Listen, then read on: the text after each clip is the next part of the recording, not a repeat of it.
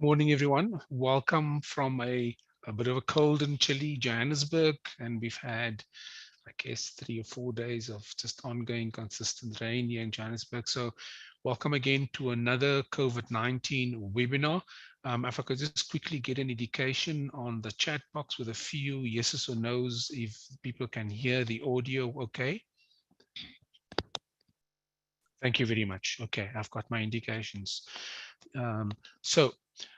Welcome again, as I said, to a COVID-19 webinar. This is the 99th webinar that we have as part of our COVID-19 webinar series.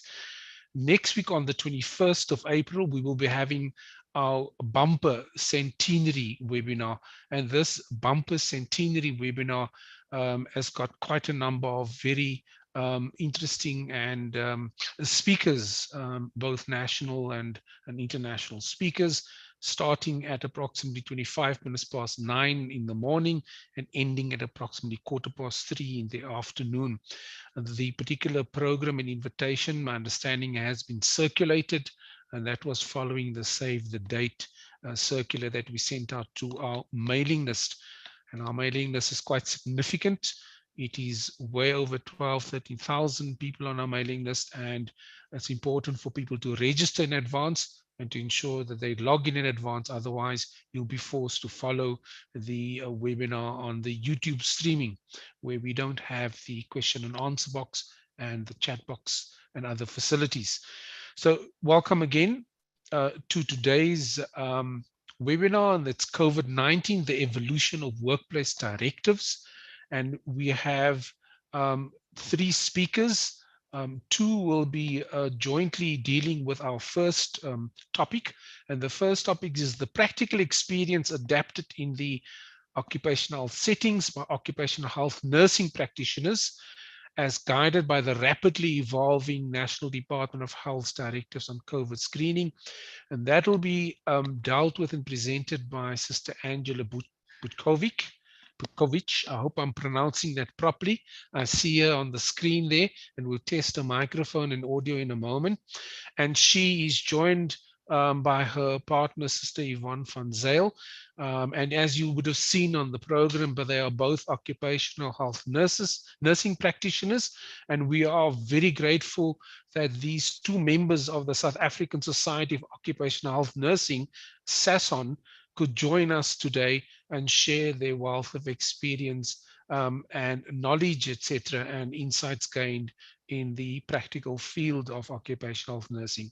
Our second topic is managing exposure to SARS-CoV-2 in the workplace, updated guidelines and regulations. And this is done by Dr. Itumeleng Mtatamala. And there he is. Welcome, Doc.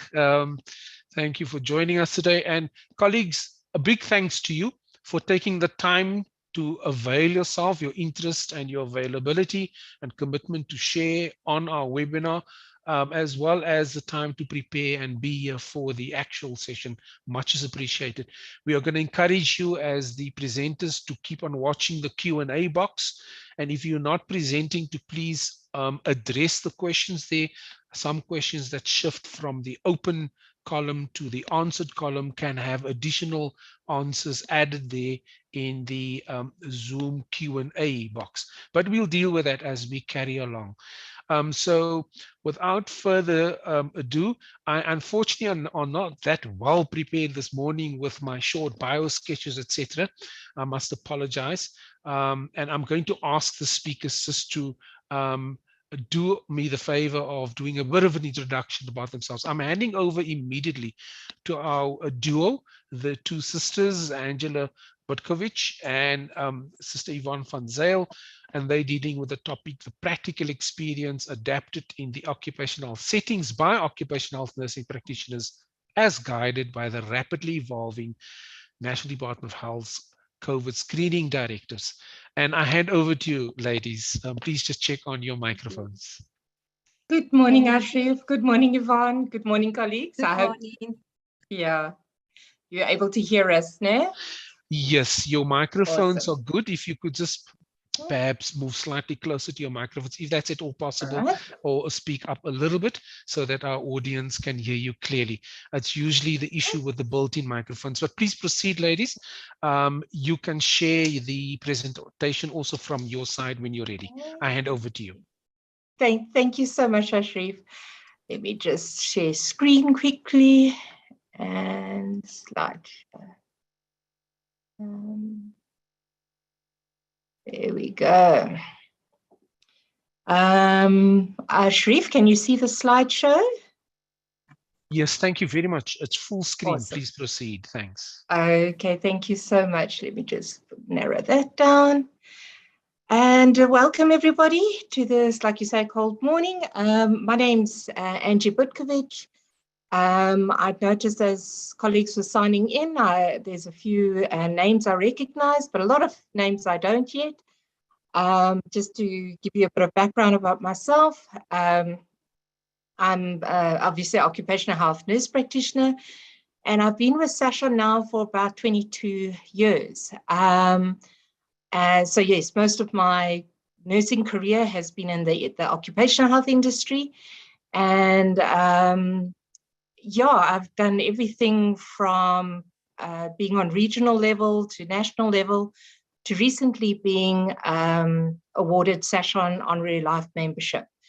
And that goes from being able to present at regional, national, and international events, to developing policies and guidelines for Sashon, to, for the last 12 years or so, predominantly been teaching the Diploma in Occupational Health Nursing at initially OXA and then FITS. So I love teaching. Ashraf, I have put on my timer today because, like I was saying to Yvonne, they all know me. Once I get started, you can't stop me. So let me hand over to Yvonne to introduce herself a little bit. Good morning, everybody. My name is Yvonne van Zyl, and like Angie, I'm an occupational health nurse. I went into occupational health in 1994 and have stayed there ever since. I am an active member of SASON, and I have been awarded Mentor of the Year twice.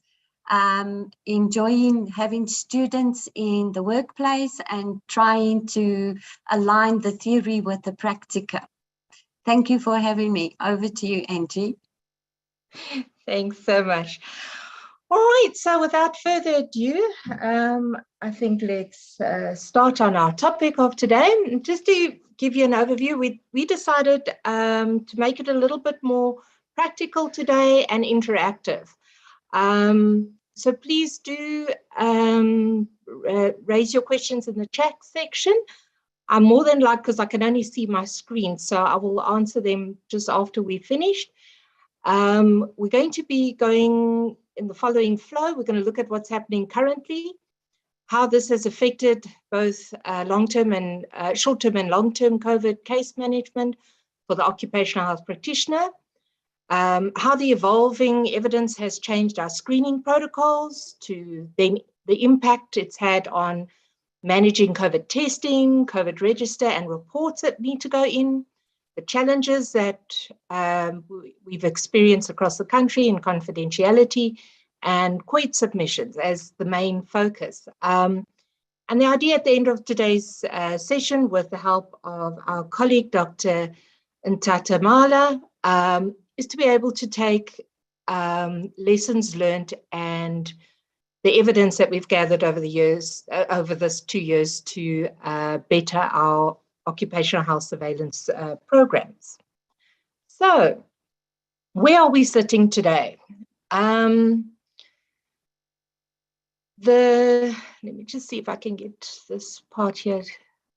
Oh, I can't remove that part. Okay, I do hope you can see the source at the bottom. We've looked at the World Odometer and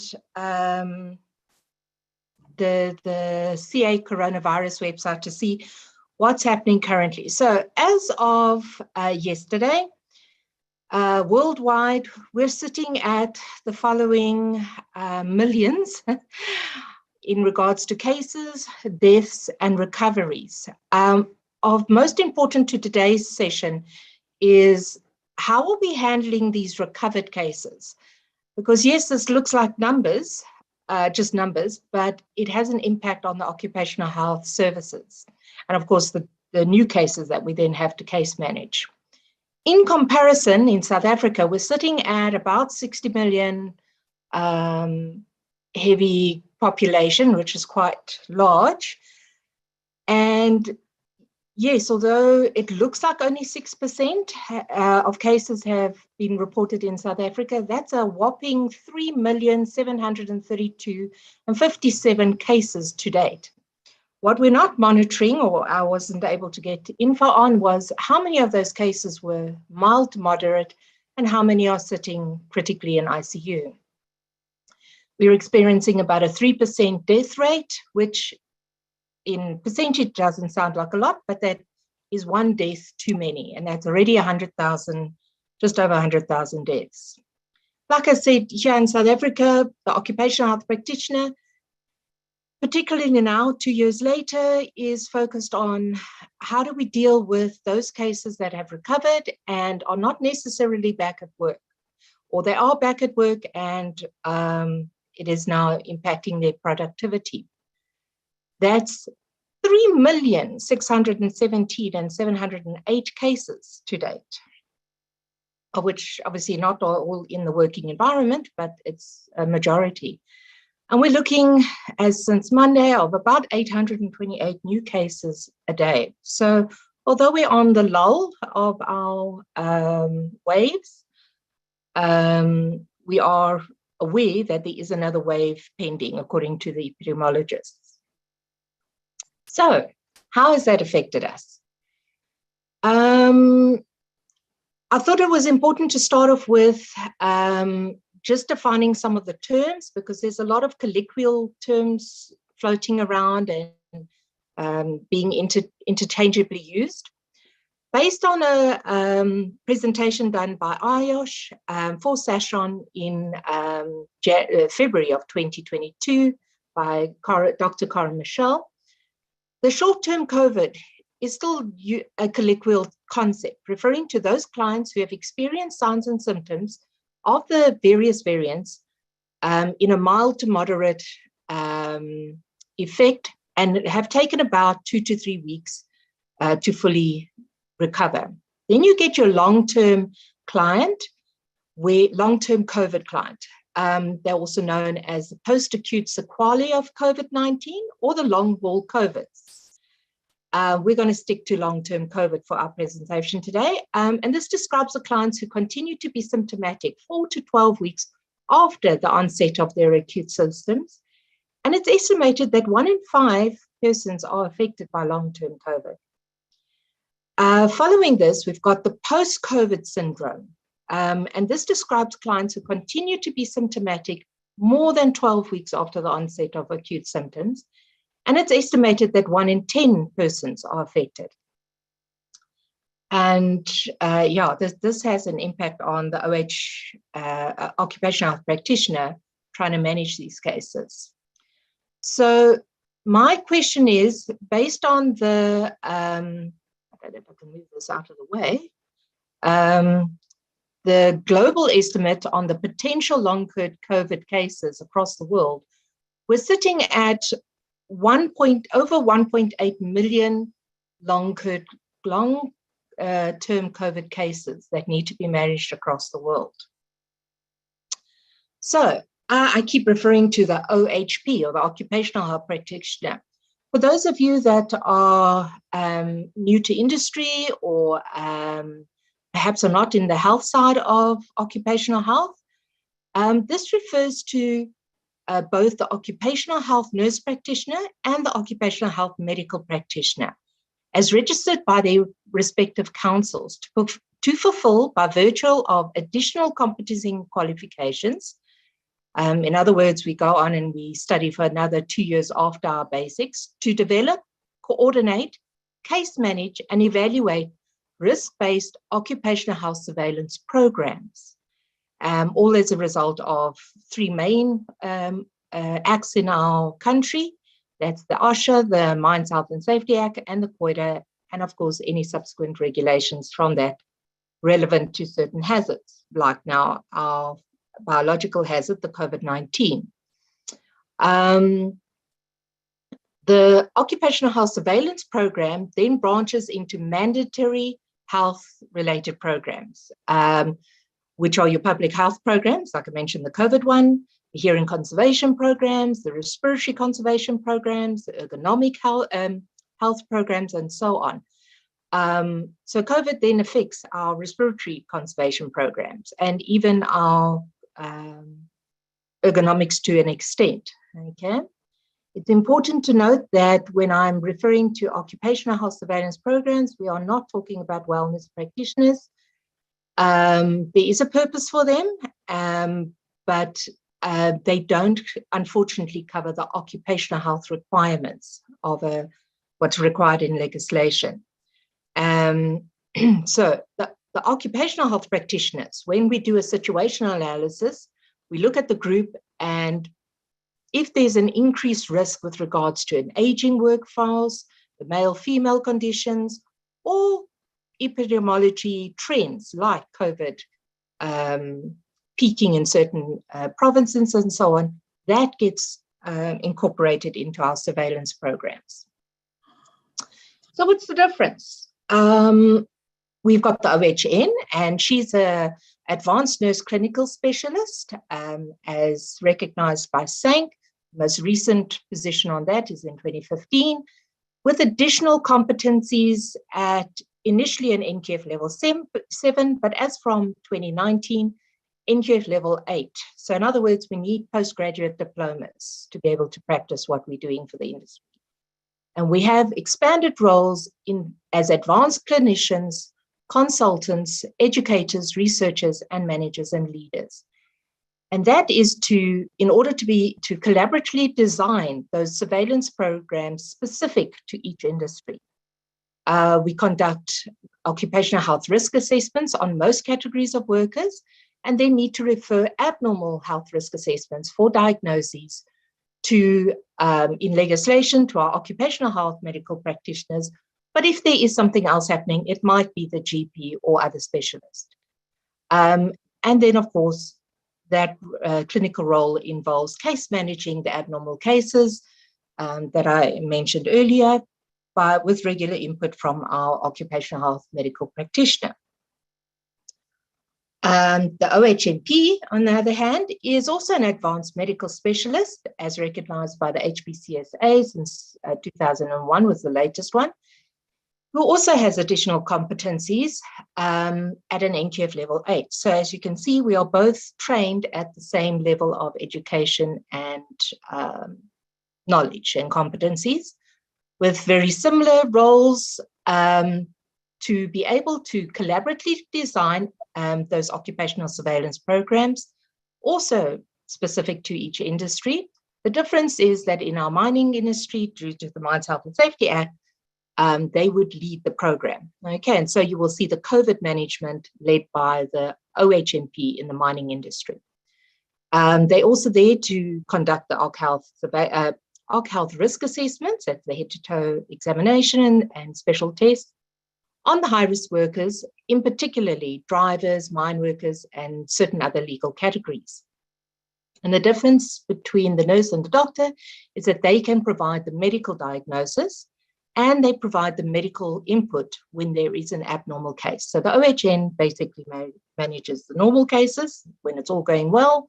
And the minute there's a change in status, we include our OHMP. So what has been the effect on, and so when I refer to OHP, please remember I'm talking about both categories now. There's been moral injury to both the OHPs and healthcare professionals across the country in the last 2 years. Very nicely addressed by Dr. Zubin Damania in the various videos that I recommend you have a look. So basically, you know, everybody refers to the stress levels, the burnout, and so on. It's no longer burnout, it's referred to as moral injury. Another effect has been that COVID has shone a light on the widening gaps in our fragmented health system, and especially here in Africa, particularly our occupational health clinic models. There's about 4 or 5 different models that are being followed, as well as you've seen in the last sort of 10 years, the pop-up wellness services purporting to be offering OC Health services that they can then case manage your COVID in the workplace. The other widening gap is the fact that South Africa had signed Convention 155, which focused on safety with health as a secondary consequence. And so you've seen a lot of the directives focus very much on safety. And now we've begun realizing that health is not just a nice to have, we actually need to include that in our directives. And hence why I've included here that what South Africa hasn't signed yet is a convention, the IOL Convention 161, which then focuses on the quality of what we are providing to South Africa. So yes, there are gaps within the OHS occupational health models that are being provided to the industry. For instance, the difference between our on-site clinic that can manage a COVID case to a mobile. Okay, and I think you've seen those. Some reprieve. With the directives, there was the appointment of a COVID compliance officer. However, it's important to remember this is a temporary measure for certain workplaces, according to section 20.6, and it is a manager that has been appointed who doesn't necessarily have health as a background. So they're very much working in the dark. It was suddenly put upon them, and their main focus is to really look at overseeing the implementation of the hazard identification risk assessment. In other words, they don't do it themselves. They've got to still call in the hygienists, the OHPs, the ergonomist, and so on. Their next function is to make sure that there are protective measures for their phasing in plan. And the last main function is to keep workers informed. It's important to note here that they haven't been appointed to be the case managers of the health of the workers affected by COVID. And that's where one of the concerns are coming through, is that not all sites, especially small to medium enterprises, have access. Not that they have to have an OHP on site, but they're not necessarily consulting the OHP as to what to do about their cases. And as I mentioned, most of the managers are non-health related persons, so a lot of in-servicing was required very quickly and at short notice. Unfortunately, what we have noticed is that it's turned into some unethical and invalid offers by training providers to produce a qualification for a COVID office compliance officer, which does not exist. And there is no SACO unit standard for it. And like I mentioned, it's a temporary measure. And I think as we're starting to see the slowdown of the disaster management state of disaster being withdrawn, we need to take this into consideration, that case management of COVID doesn't disappear. Those are still there for more than 12 weeks in some cases. So, yeah, so that's one of the effects. As I mentioned, COVID-19 is a public health risk that should have been incorporated into the occupational surveillance program by those directives from the very beginning, and not necessarily left just to the compliance officer. But hopefully that will be one of the lessons learned as we start looking at refining our directives going forward. So I'm going to hand over to Yvonne now to give us a bit of an example of what she's seen from a practical point in her clinic. Over to you, Yvonne. Thank you, Angie. So I just want to give a little bit of background. With lockdown, all the industries were closed, and post-lockdown, industries opened slowly as they were allowed to open.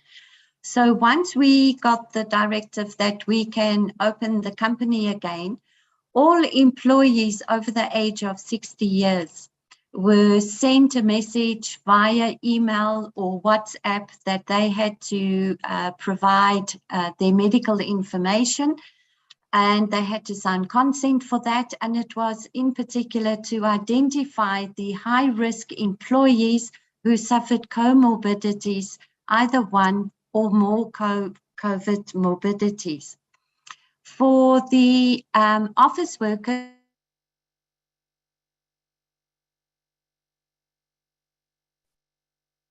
Yvonne, we just lost you for a moment. Employee, this is not an option, and they then had to make the choice of returning to work or taking leave until such time as they felt safe enough to come back to the workplace. Every employee at the gate had to complete a self-assessment form, which was basically to exclude any symptoms of COVID and anything positive, they were then either told to go and attend the community health clinic, sorry, pardon me, or else they were referred to a little area which we specifically built where they could wait to see the OHN, who would then, after examination, refer them for testing to the community health clinic or to the private laboratories if they were on a medical aid. Once the employee had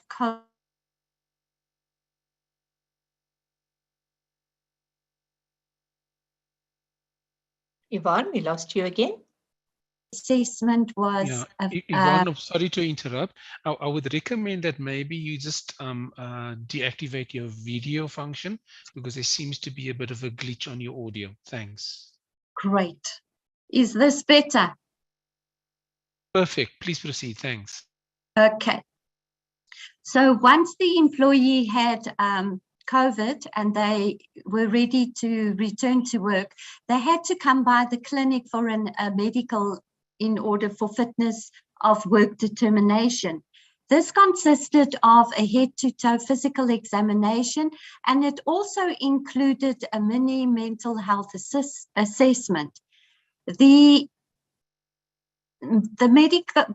physical was the normal blood pressure, HGT or random glucose test, and BP, etc. And then the SATS reading was very important, and anyone with a SATS reading below 90%, I found that on the whole they did not cope very well with having to do 10 squats, which we predetermined was necessary because the brickmaking industry is hard physical labor. So where employees had a SATS of 90% or less, and they developed shortness of breath or fatigue when doing 10 squats, they were actually advised to continue staying at home in order to facilitate their health recovery. The solution here is basically that they can then extend their sick leave, which I was able to do with a referral to the OMP, who would then authorize the prolonged sick leave. The random glucose levels, on odd occasion, I found that someone who was not diabetic at all had an elevated random glucose, and I just monitored on a weekly basis, and then they normally return to normal levels within a week or two. The chronic management of hypertension and diabetes, we just continued according to the treatment protocol they were on. However, if we determined that the BP or the glucose was out of control, they were referred back to the community health clinic, and if they were on medical aid, back to the GP, so that their medication could be adjusted until control was maintained again. The mental health assessment was basically asking them to count backwards from 20 to 0, to be able to recite their address, their date of birth, what the day was, and also, you know, something relevant to current news, such as who is the president of South Africa, or I tended to ask my employees about their favorite soccer team and how they were doing in the league. And then randomly you ask them to repeat something along those lines, and that would indicate that short-term memory was not impaired. Next slide, please, Angie. Right. During, in 2020, when COVID was at its worst, all medical surveillance was skipped. However, under the Mine Health and Safety Act, we had to maintain certificate of fitness, and that was done mainly by just going through the questionnaires for TB screening, respiratory screening, and if there was any problem, then they were referred to the OMP, who would then assess and then make further recommendations as required. The latter half of 2021, we started doing medicals in full again for pre-employment and for exit medicals, in that we did do audiometry and spirometry. The audiometry was restricted to 1 employee per day in order to ensure that the booth ventilated properly and that the risk for cross-infection was minimized. And the spirometry again was only done if the OHN was satisfied that the risk was low for both herself and the employee. During the audiometry, a PPF2 dust mask was worn, and during spirometry, the employee faced an open window. In my clinic, I am fortunate in that I have windows on both sides, so the ventilation was good, and windows were open at all times to facilitate the ventilation. Next slide, Angie. Oh, sorry. Yeah, so the question here was, what do all, now that we've got all that information, what are we doing with all the COVID surveys and so on? So thank you, Yvonne. That brings us through to the next one, which is, like I said, we've got all this data and the evolving screening protocols that have developed. I do note there were about 3 hands just now. Ashraf, I'll leave those to you for the moment. We will answer questions just now. I thought it was very comical, all the memes that were coming out, especially the one on temperature taking, as you can see there, because by December 2020, our colleagues from the Western Cape, Dr. Masuda Paleka, Dr. Dutoy, and others, had put together a circular that basically informed the Western Cape Department of, the various clinics there that, listen, we need to discontinue the non-contact thermometers. By December 21, I was still quite amazed that there were temperatures still being done. Public places are still doing it today. So I'm concerned that a lot of it, practice out there, has just been, let's do screening without necessarily looking at the evidence. And what I liked about this circular and discussion that followed from this was they emphasized that there had been a change in the global definition to COVID, the COVID cases, which had now included non-respiratory symptoms, and that the symptom fever had been removed as a requirement. So if that had changed, why are we, there were a lot of asymptomatic cases, why are we still monitoring temperature when by the time you get to a raised temperature, you've got somebody who's already infected a number of people.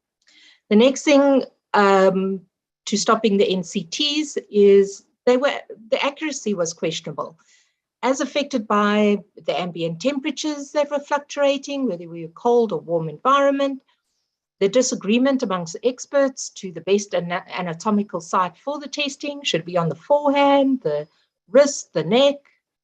There was a disagreement on what the threshold temperature should be adjusted to using an NCT in order to be considered a fever. And of course, that device was user dependent amongst people that hadn't necessarily been trained on it or understanding. In addition to the fact that the preparation of the client was very variable. Some clients had their scarves on, or there was concern that makeup and lotions were affecting the readings. And so it just varied too widely. The next reason for stopping the temperature taking at the front gate was the reports of asymptomatic transmission, and the fact that new evidence had come to light that COVID is an aerosol transmission. So we need to actually be focusing, and even today, on masking, improving ventilation, avoiding crowded spaces, limiting the amount of people coming into those enclosed spaces, and still continue to disinfect surfaces and hands and so, rather than reacting to one raised temperature. Okay. And again, like my earlier question, what are we doing with all these pieces of paper at the front gate? And is that not necessarily a breach of confidentiality of the client as well, which we'll cover just now? So Yvonne and I looked at what was happening in the practical situation again, to try and give us some answers. Over to you, Yvonne. Okay, so if you have a look on the left-hand side of the screen, you can see all the symptoms and the percentages, and out of those, fatigue constituted about 58%, headaches followed by 44%, and so forth and so on. So in the brick making manufacturing and my company, the return to work was quite important, and we started off with the COVID questionnaire, which is a self-assessment of answering, do you have a cough, fever, sore throat, can you smell and taste, do you have headaches, body pains, have you also been to an area, have you been to a meeting where there was a large number of people, such as funerals, weddings, churches, etc., traveled in a taxi outside the province. And then if any of these answers were yes, then I would decide whether or not to refer the person for COVID testing, and also if I felt that the risk was too high, then spirometry and audiometry was not done. This is just an example of, sorry, Angie, I can't see that so nicely. Should I do the first questionnaire or the second questionnaire? Second one, we can go on to the second one. Okay.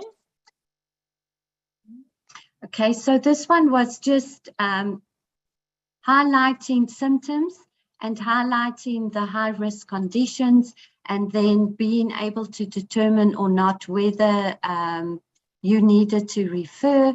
And again, attendance of mass gatherings and church gatherings, funerals, traveling outside the province, and also in taxis where we all know that the taxi is chock and block full, and if windows are closed, then obviously ventilation is affected.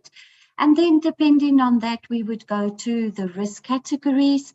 If there was no chronic conditions present, that already reduced the risk of contracting COVID.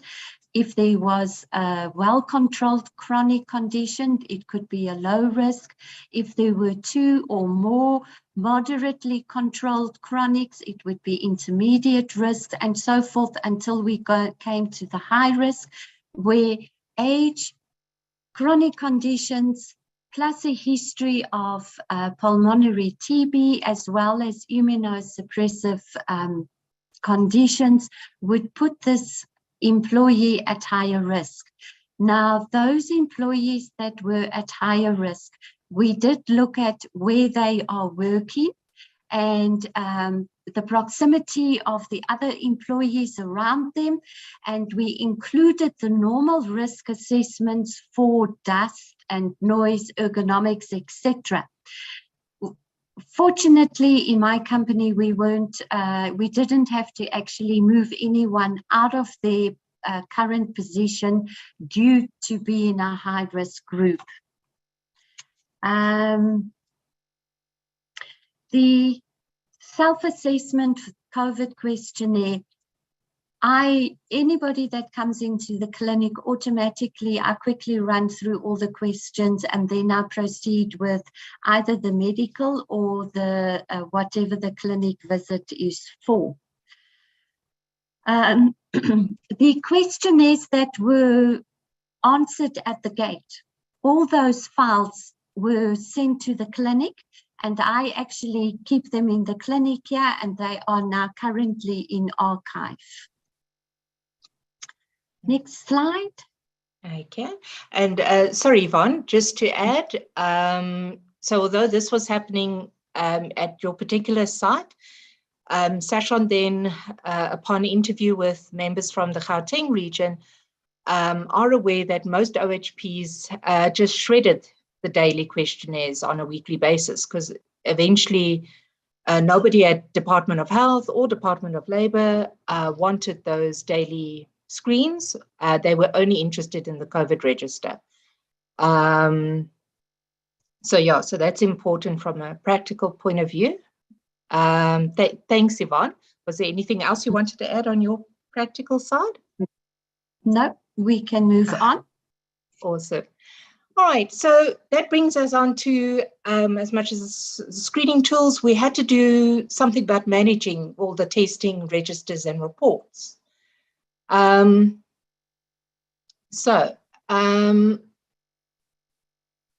Perhaps a lesson here is just to be aware that flu season is upon us now. And with all these screening tools, there's a concern that we're going to start focusing on the flu, and a lot of the COVID cases will go undetected. There's also the excessive expense when we start sending everyone for COVID PCR testing versus antigen testing, especially when advocated by non-medical personnel or companies that are basically small to medium enterprises.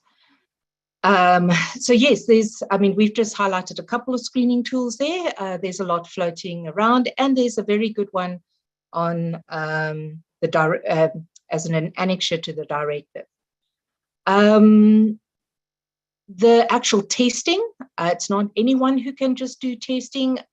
There's some very stringent protocols that a clinic site has to go through, as well as if they decide they want to become a vaccine site. And all of this requires testing or reports. We've noticed that most of the larger sites their strategy is to go through the approval process to become COVID testing sites or vaccine testing sites, as was done in most of the mining clinics. But then your smaller worker populations are relying on referral to community-based resources. Another aspect that we've come across is that, yes, the directives and legislation and so requires the employer to, in other words, they are responsible to report the positive cases to NICD and NIH. However, when we get to Yvonne's example now, you'll see it's done slightly differently. We've got most companies maintaining a COVID register as maintained by the occupational health nurse with regular submission to HR and or the COVID compliance officer, who are then the ones to refer to, report to NICD. So it's not necessarily happening from the OC health practitioner. We cannot control or make sure that that's happening. Another aspect that has had an impact on the testing registers or report is that although we know from the World Health Organization, it's a biological hazard level 3 concern, and hence that's how the directive was compiled to report, all the cases, the testing, and so on. However, this is the first time that the employer has now had to also digitally report using the occupational health surveillance system. Again, couldn't find much evidence of the OHNs doing it, or OHPs, chapter the thing. And of course, the other impact is, again, legislation and the directives talk about the employer having to report the COVID cases. So there's another aspect of reports possibly not happening as they should. So over to Yvonne to give us an idea of how it was happening as a case in her clinic. Over to you, Yvonne. Thank you. Okay, so in 2020, 2021, a lot of directives came through from the Department of Health and the Department of Labour as well. And I'm going to basically speak more on what I did in the clinic as opposed to what the hospitals and the community health clinics were doing. So I did not do any COVID testing myself. If there was any indication to do a COVID test, the employee was referred either to do the community health clinic or to the GP if they were on a medical aid. The Disaster Management Act was declared in March 2020, and obviously the company complied with all the directives, that we had to do, such as sanitizing. We did intensive education on sanitizing, wearing masks, social distancing, and also limiting the number of employees going into the tea rooms, using the ablution facilities in order to minimize the risks.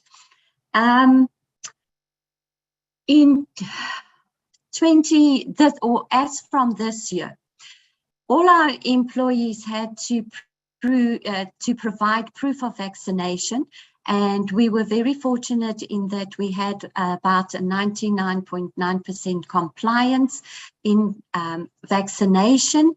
So our employees are all at least have had 2 doses of Pfizer or 1 dose of Johnson & Johnson, and about 50% of our employees have already completed their booster dose. I then kept a register of all our positive cases, and it's a very busy slide in that we've got contractors on site as well, so we did include them. So basically, it was the name of the employee, the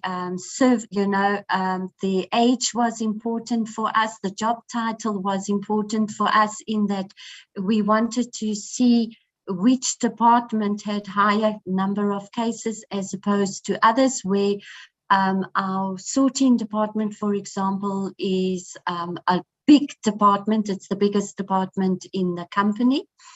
And then in 2020, we started off with starting to keep this register. So we recorded the date the test was done, the date of the results, and then what the result was. Pardon me. And then also the number of days sick leave that they took and the return to work date.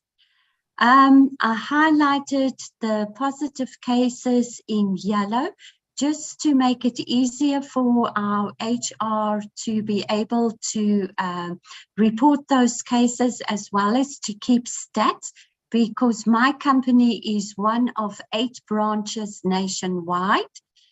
And you can see the sick leave in the beginning no, don't stress. The sick leave in the beginning was when they had to be in isolation for 14 days, which was then reduced to 10 days. Angie, I think that is it. In 2021, the company also wanted a negative COVID result post-COVID recovery. And we know that this was like very controversial in the amongst the OHNs in the company, as a positive result post-COVID can last for quite a while.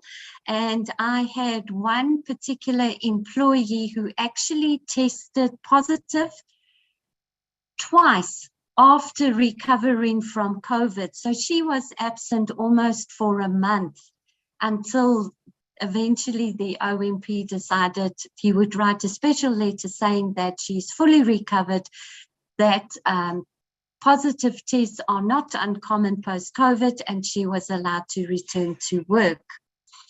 I'm sure that for the most part, a lot of the clinics have kept some similar kind of a register, and we use this for contact tracing as well. I was very reliant on our heads of departments to help with the contact tracing, as they had telephone numbers of the employees.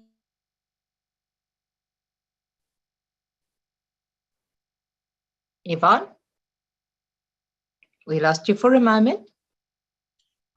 During the quarantine period, and for the most part, we didn't have any.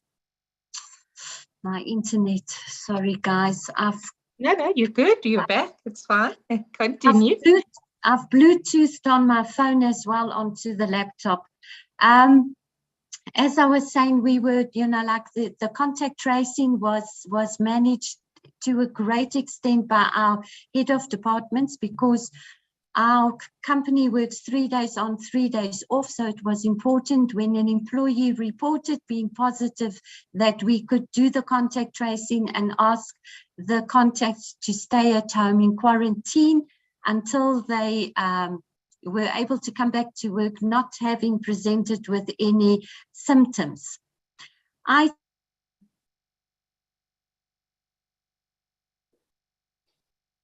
Yvonne, lost you for a moment.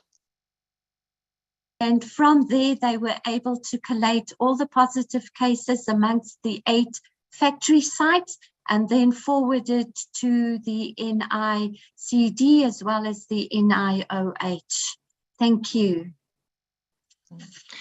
Thanks, Yvonne. And I think an important thing that came out of this sample was that one could then also identify the incident rate per month and compare it to what was happening in South Africa as a whole. Another important aspect that is now facing us for the future is the incident rate of the long COVID cases that we now need to look at. And we selected just this particular forklift case to show that, for instance, this was from late last or middle of last year, and had already used 20 days sick leave, which is another benefit of the register. It's about being able to accumulate how many work days are lost due to COVID. And I hope that this will then, and then just adding the effectiveness of the vaccine at the end. So in other words, we had a candidate here who was positive after having received their vaccine, which we now know is not acceptable, but we're aware of it. It's no particular barrier on its own is effective alone. We do need the levels of protection. So, the register can offer a lot of important information that I hope will, from SASHAN's side, will change or refine the directives going forward. Sorry, Angie. Yes. There was a chat that I saw was, how did we manage to get the 99.9% vaccination rate? Well, our CEO put out a directive in that as from the 1st of February 2022, every employee had to show proof of vaccination or proof of a COVID negative test before they started their shift.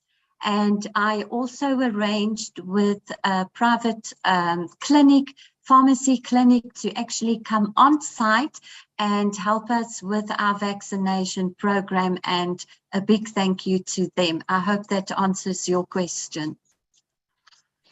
Thank you, Yvonne.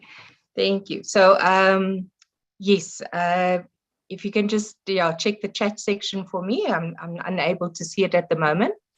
I see we've got about, no problem. We've got about 6 minutes left. So we're just going to quickly cover the last 2 slides. And of note, hopefully that will take these lessons forward to refining the directives, is the challenges experienced by the OC Health practitioners in regard to confidentiality.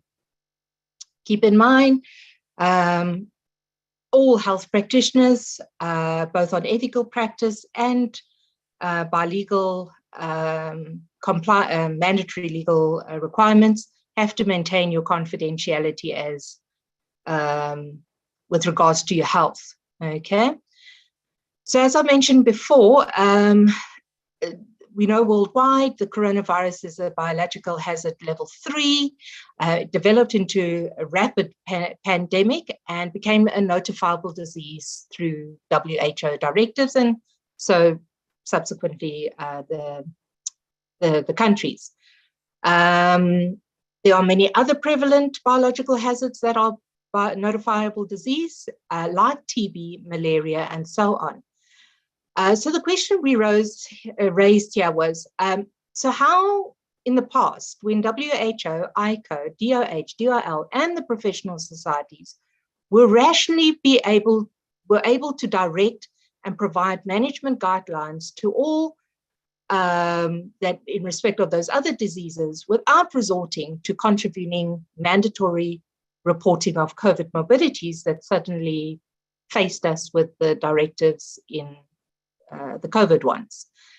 And the answer to this is because of the lethal ethical codes of practice.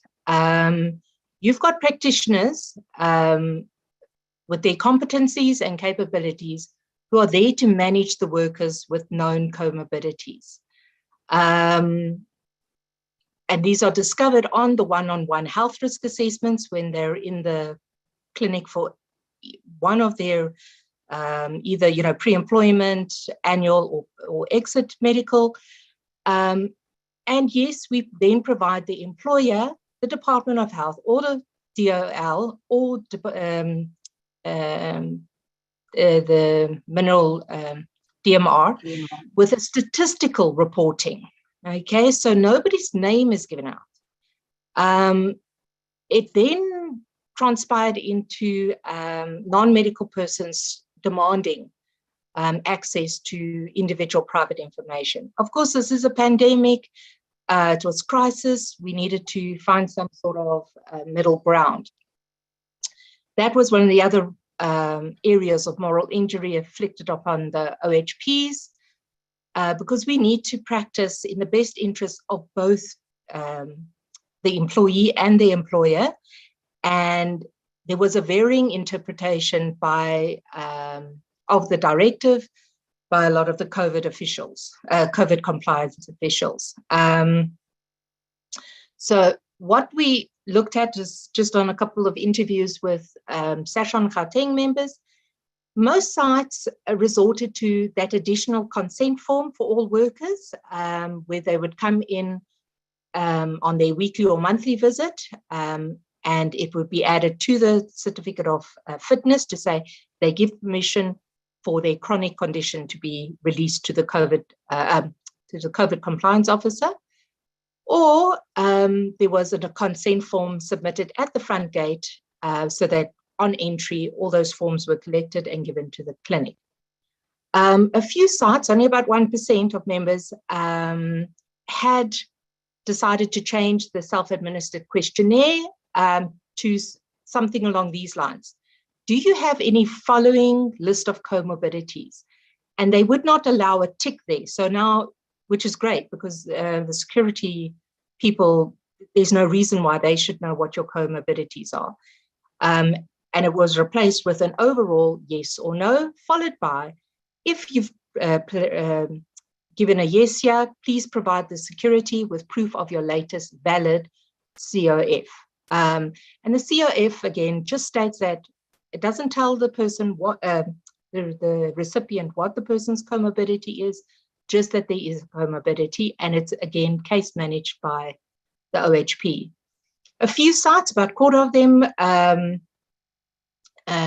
in addition to their normal monthly stats, would provide weekly or monthly stats on the progress of their known workers with comorbidity. So no names were mentioned, but they would say, okay, I've got 20 workers with various, comorbidities, and elaborate on which ones, and that would accompany the COVID register. So how did our brick-making clinic manage this? Over to you, Yvonne. Okay, so again, we just asked them to complete the form, in that they give permission for divulging according to the age group and the sorry, I've gone blank. According to the age and what the comorbidity is, and how well they are controlled.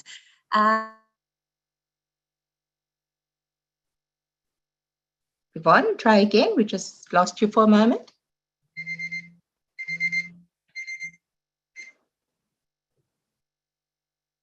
Yvonne?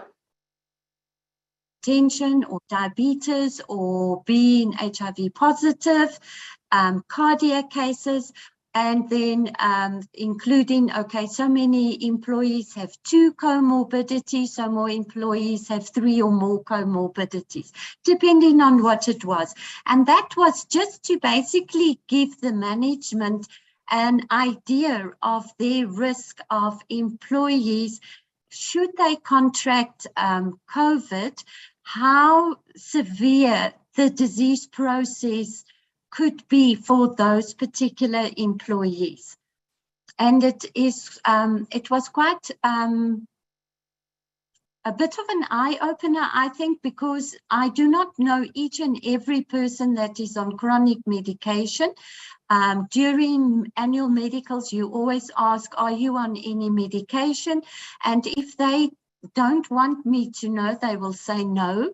But now it actually came out that there were, in the younger age group, 30 to 40, a high number of employees with hypertension. HIV was also very common amongst our employees, and obviously you look after them a little bit better than you would somebody with no comorbidities. Thank you. Thank you.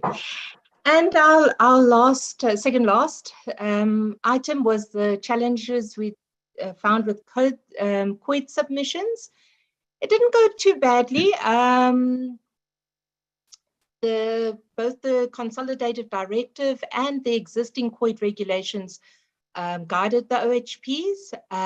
There was an additional COVID questionnaire required by the Compensation Commissioner when submitting such cases. It followed nicely with an investigative, where we had to investigate the mode of exposure, and that was done through the contact tracing, which was predominantly done by the occupational health nurse in most of the sites. And then we were involved as well in investigating the failure, the controls that had failed, which involved reviewing that hazard identification risk assessment again, being part of the team for the incident-based risk assessments, ensuring that the controls were still in place, everything from people losing their masks and being given a replacement mask before they could enter site, so on. And determining whether some areas or offices had to be temporarily closed or decontaminated. There was regular, especially when a COID case was raised, consult done with the COVID compliance officer and the Health and Safety Committee as per OSHA. And then it would, on the administrative side, it would either be the SHEC, HR, or the OHN who would case manage the paperwork of these COVID cases. But the health side of it, in other words, were they ever going to be able to come back to work, was managed by the OHN. So far, we've noticed that predominantly only the healthcare workers have seen their costs covered by compensation in the early stages of the pandemic. It's very difficult to prove for the other categories of workers whether COVID was just work or a combination of work and community-acquired COVID. And Yvonne, if you could give us 1 minute of maybe a case that you felt went well, where your clinic could claim. Yeah, over to you. So in December 2020, we had one employee who presented with symptoms over a weekend. He went to tested positive, and called his manager to say that he was positive. Subsequent to that, the employees that worked most closely with him were called to the clinic, and standing outside the clinic, we quickly explained that there was a positive contact for COVID in the department, and that these employees must please go into quarantine.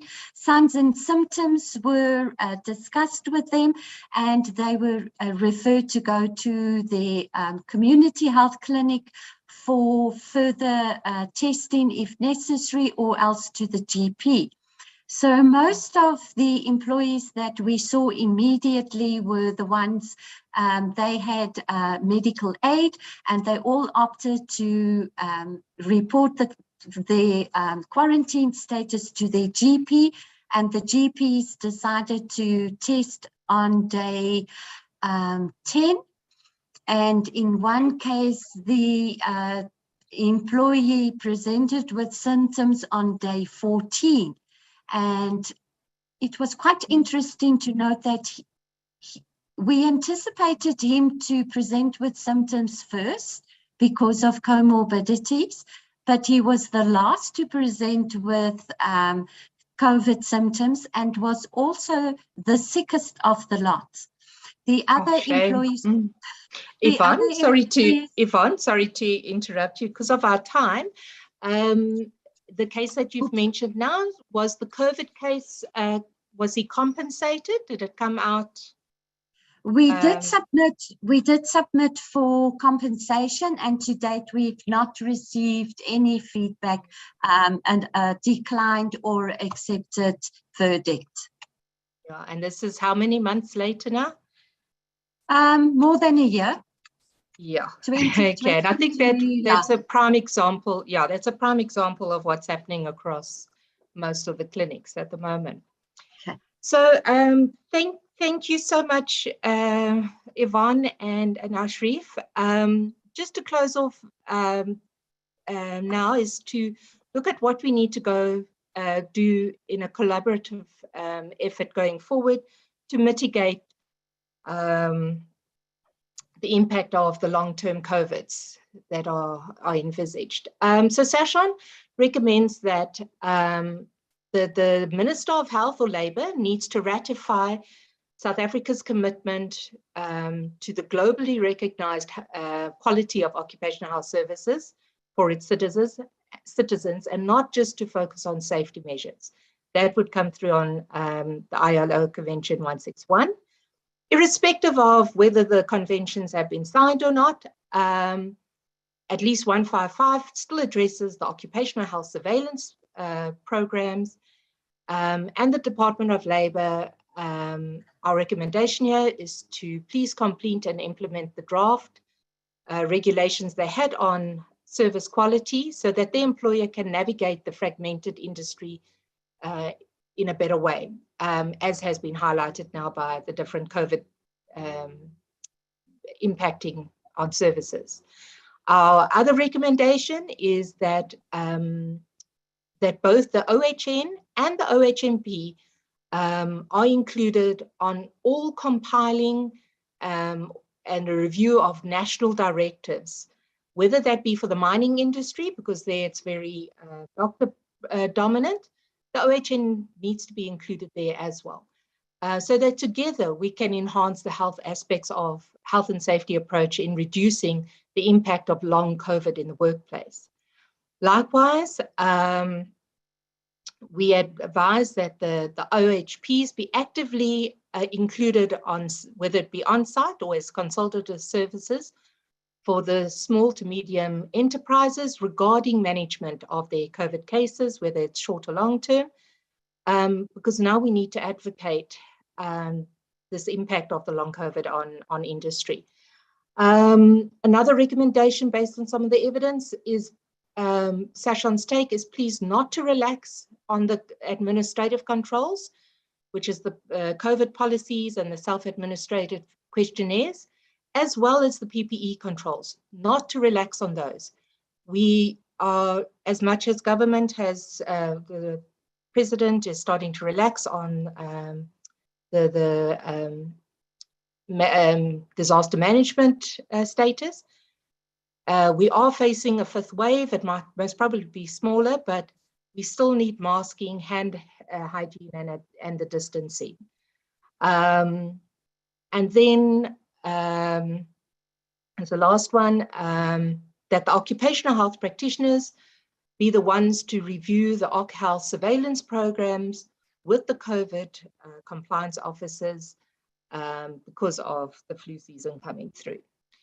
And Yvonne and I have included a bit of bibliography for you, for everyone to click on for some of those tools. And with great acknowledgement to the NIH Outbreak Response Team, you've done an awesome job for the last 2 years. To Sashon for allowing Yvonne and I to represent them today, and to the Sashon Gauteng members who we interviewed in preparation for our presentation. Thank you so much, everybody. And Thank you very very much. Yes, thank you very much, details. Angie and Yvonne, if I might call you by your first names. That was excellent. We are slightly behind time, but I think it was definitely worthwhile. And I've already alerted Doc that he will be having his full share of time. Unfortunately, that is not going to allow us to use the raised hands and open microphones. I have been keeping one of the attendees sort of hanging there for a moment, and that is Princess Vass. Unfortunately, Princess, we won't be able to take your hand. Our time might not allow that. Let's see towards the end. But now, immediately, I kind of gotten just a reminder to both Angie and Yvonne. Please go straight to the question and answer box. There's approximately about 18 open questions. Some of them might be linked or interrelated. And there's been about, I think, 9 that have already been answered. You may want to have a look at that afterwards. Because we have got 2 colleagues from the occupational medicine section who's assisting us also as a panelist in the background. That is Dr. Vuiswa Kumalo and Dr. Shloni Pele Maso. I thank you very much to Shloni and to Vuiswa for doing that in the background. In the meantime, I'm going to encourage you both to go there. I see that Doc is ready to present. So I'm just going to quickly, briefly give a little bit of a bio introduction to Dr. Itumeleng. Oops, there we go. One moment. That's going too fast now. To Dr. Itumeleng Ntatamala. He's obtained his MBCHB degree at the University of Cape Town after obtaining his master's in, I think that is science, occupational health from the Birmingham University in the United Kingdom. He went to specialize at UCT Groote Schuur Hospital. He's currently an occupational medicine specialist and senior lecturer in the occupational medicine division in the School of Public Health and Family Medicine. He's an assistant convener of the postgraduate diploma in occupational health. Doc, Doc, I completed that diploma as well at UCT under your colleagues there. I'll mention their names perhaps later. He's an assistant convener of that postgraduate diploma in occupational health at UCT, provides teaching undergraduate students together with research and supervisory support to postgraduate master students in the occupational medicine division. He's currently registered for a PhD in public health at the University of Cape Town. Doc, with those few words, I hand over to you immediately, sir. Please proceed. You have to Thanks unmute. so much, Ashraf. Can you hear me well? Yes, if you could just stay close to your microphone, that'll be brilliant. Thank you very much. Okay, right. So good morning, everyone. I'm going to switch off my video as well, just to make sure you do not interrupt. If my voice does disappear, Ashraf, please just let me know. Okay, so thank you so much, Sister Yvonne and Sister Angela. I think you presented a very good overview of some of the practical issues and some of the practical experiences that we've had. What I'm hoping to do in this lecture is to start thinking around, where to from here. So what are some of the guidelines, what are some of the regulations that have come out that will inform how we will be moving on beyond the national state of disaster? Okay.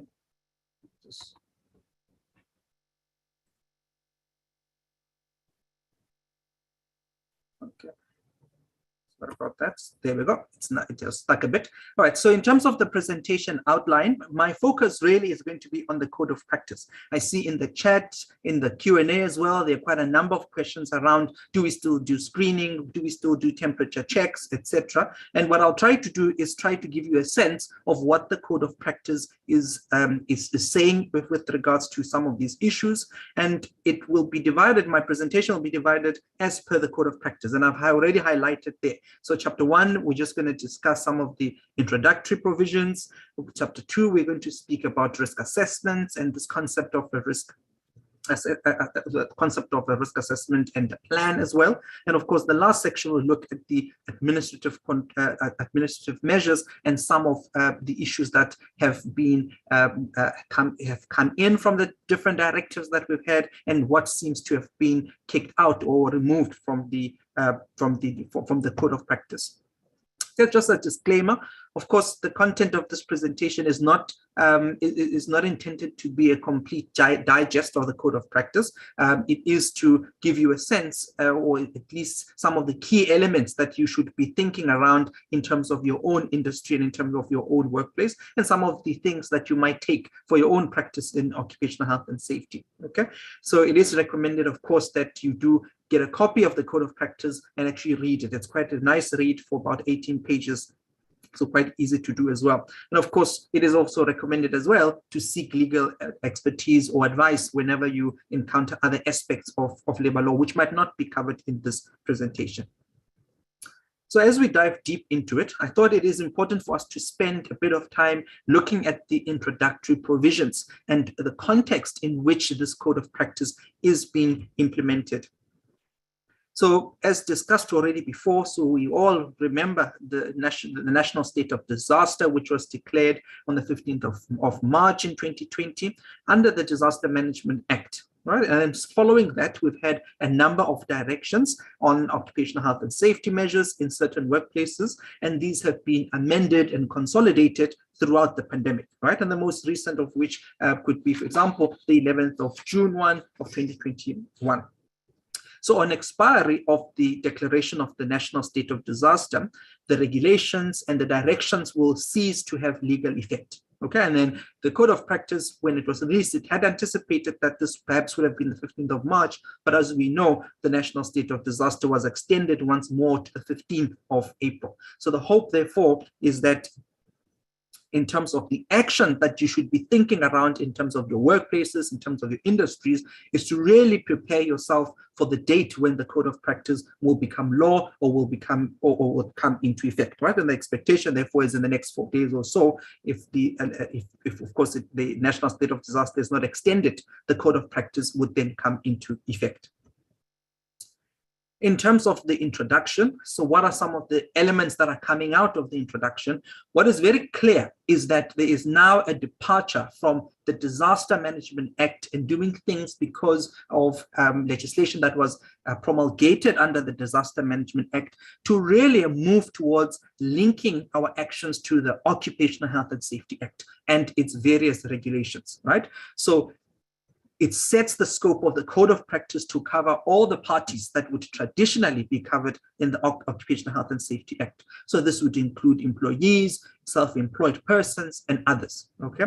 It also does reinforce the connections between the code of practice with the Occupational Health and Safety Act and its existing regulations, in particular, the hazardous biological agent regulations of 2022, right? Which have listed, as the previous speakers have indicated, have listed the hazardous biological COVID-19, the coronavirus rather, as a group 3 hazardous biological agent. There are also mentions and the concepts of reasonably practicable, which has already known in the OSH Act, also comes through in the code of practice.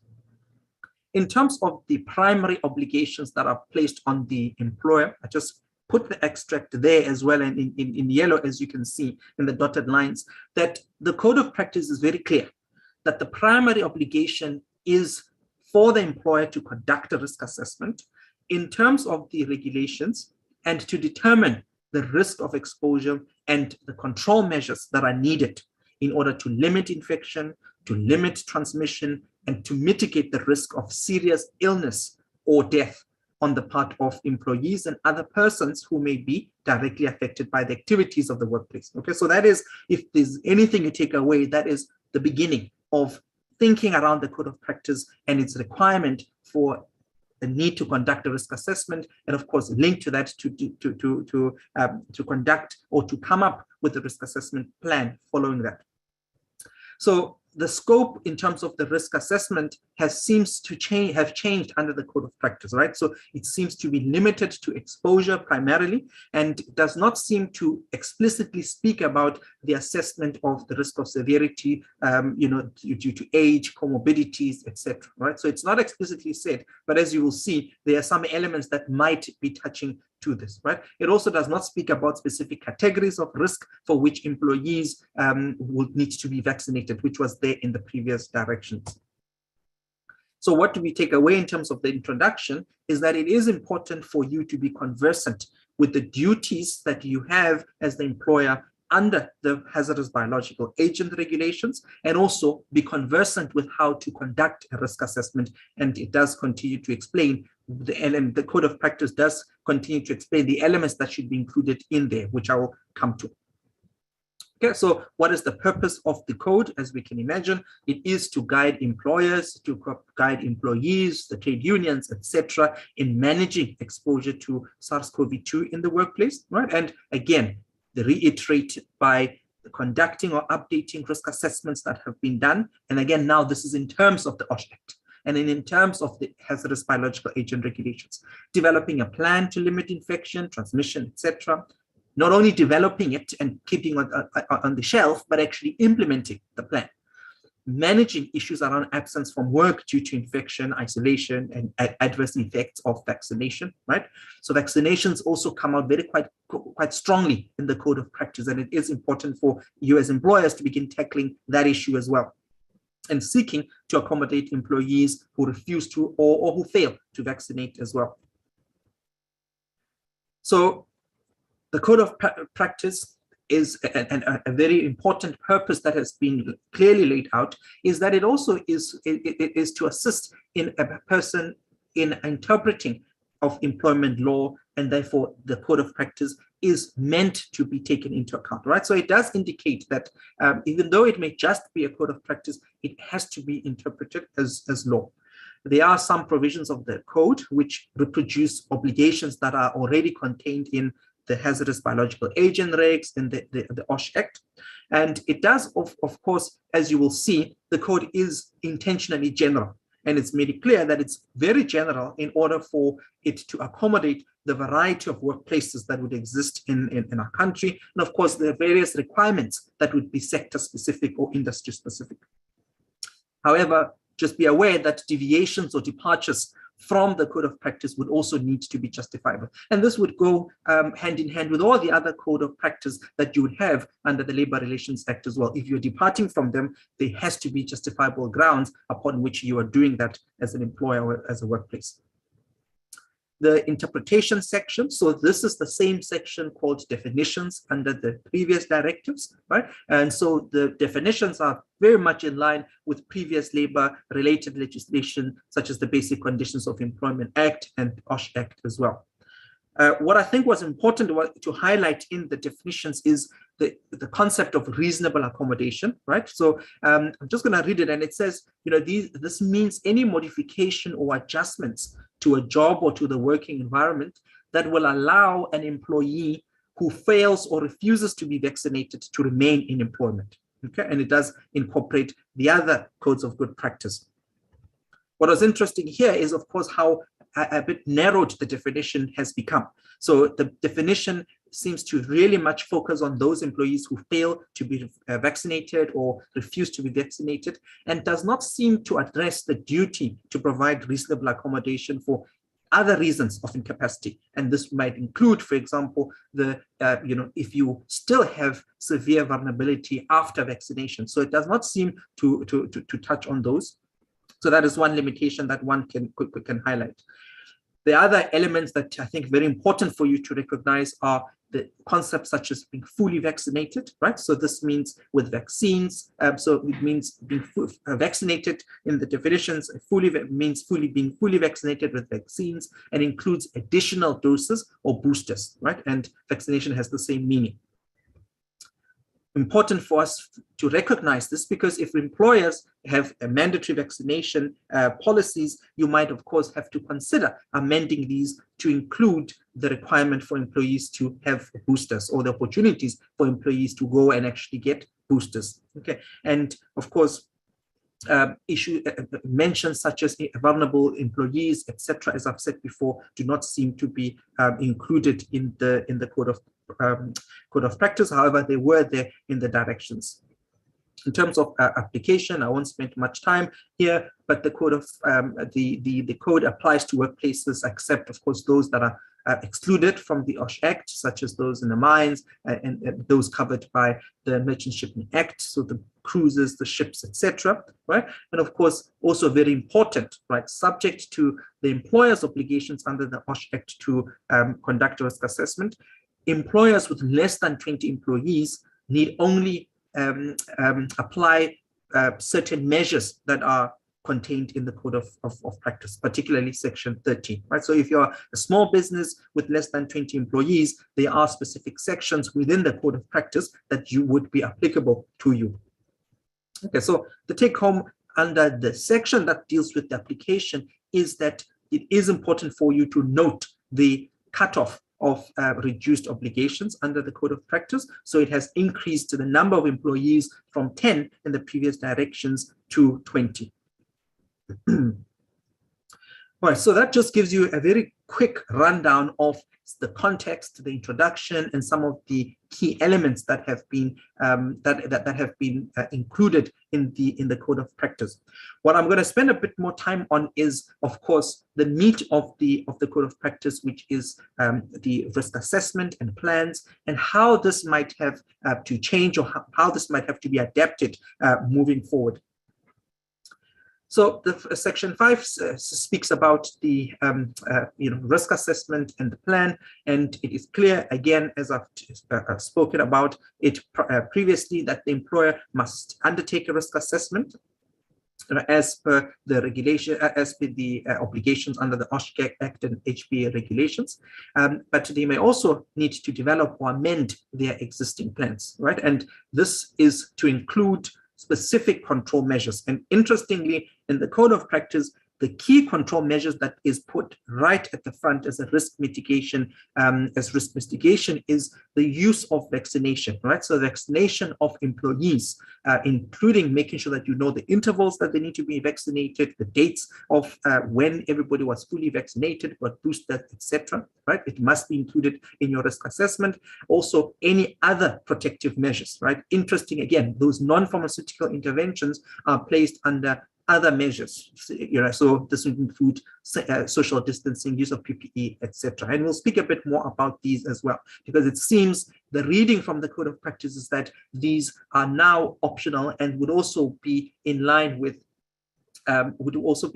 what your industry or your sector needs, but also making sure that they are in line with what is contained under the OSH Act and the HBA regulations. Okay, so you cannot give less on the basis that the Code of Practice it reads in this particular way, particularly if the OSH Act and the HBA regulations are quite clear that you need to put specific control measures in place. Okay, it is also important, as is known under OSH Act, to consult on the risk assessment plan with the trade unions, with the health and safety committees, and also to make it available for inspection. So trade unions or committees in the workplace, any inspector of the Department of Labor or Health or the municipality, those risk assessments and their plans need to be made available. So in terms of the takeaway, what is the action that you need to remember is to, of course, mention how your risk assessment was done in its plan, mention if it is an update, amended, etc.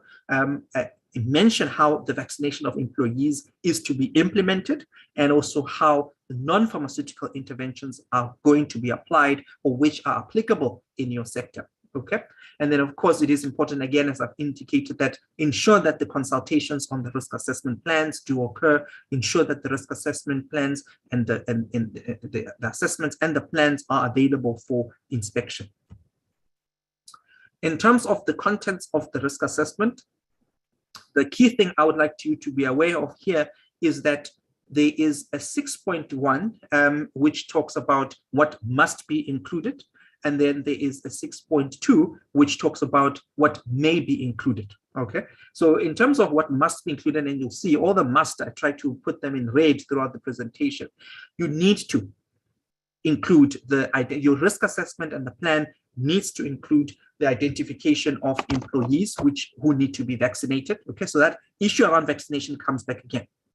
It must include processes for symptom reporting by employees to the employer. Right, and of course, this is to ensure that the testing, isolation of those who are diagnosed with COVID-19 or who are symptomatic can happen in line with the National Department of Health regulations. Right, so again, this is different from screening, general screening that we've been doing at the entrances, because it talks specifically about the requirement for your risk assessment and the plan to include how would employees report their symptoms and how would that process be dealt with. Okay, you must include workplace protective measures that are required to be taken in terms of the HBA regulations. All right, so again, key now is that your port of call, your benchmark, must be the hazardous biological regulations, and you need to read those in conjunction in relation to your workplace. Okay.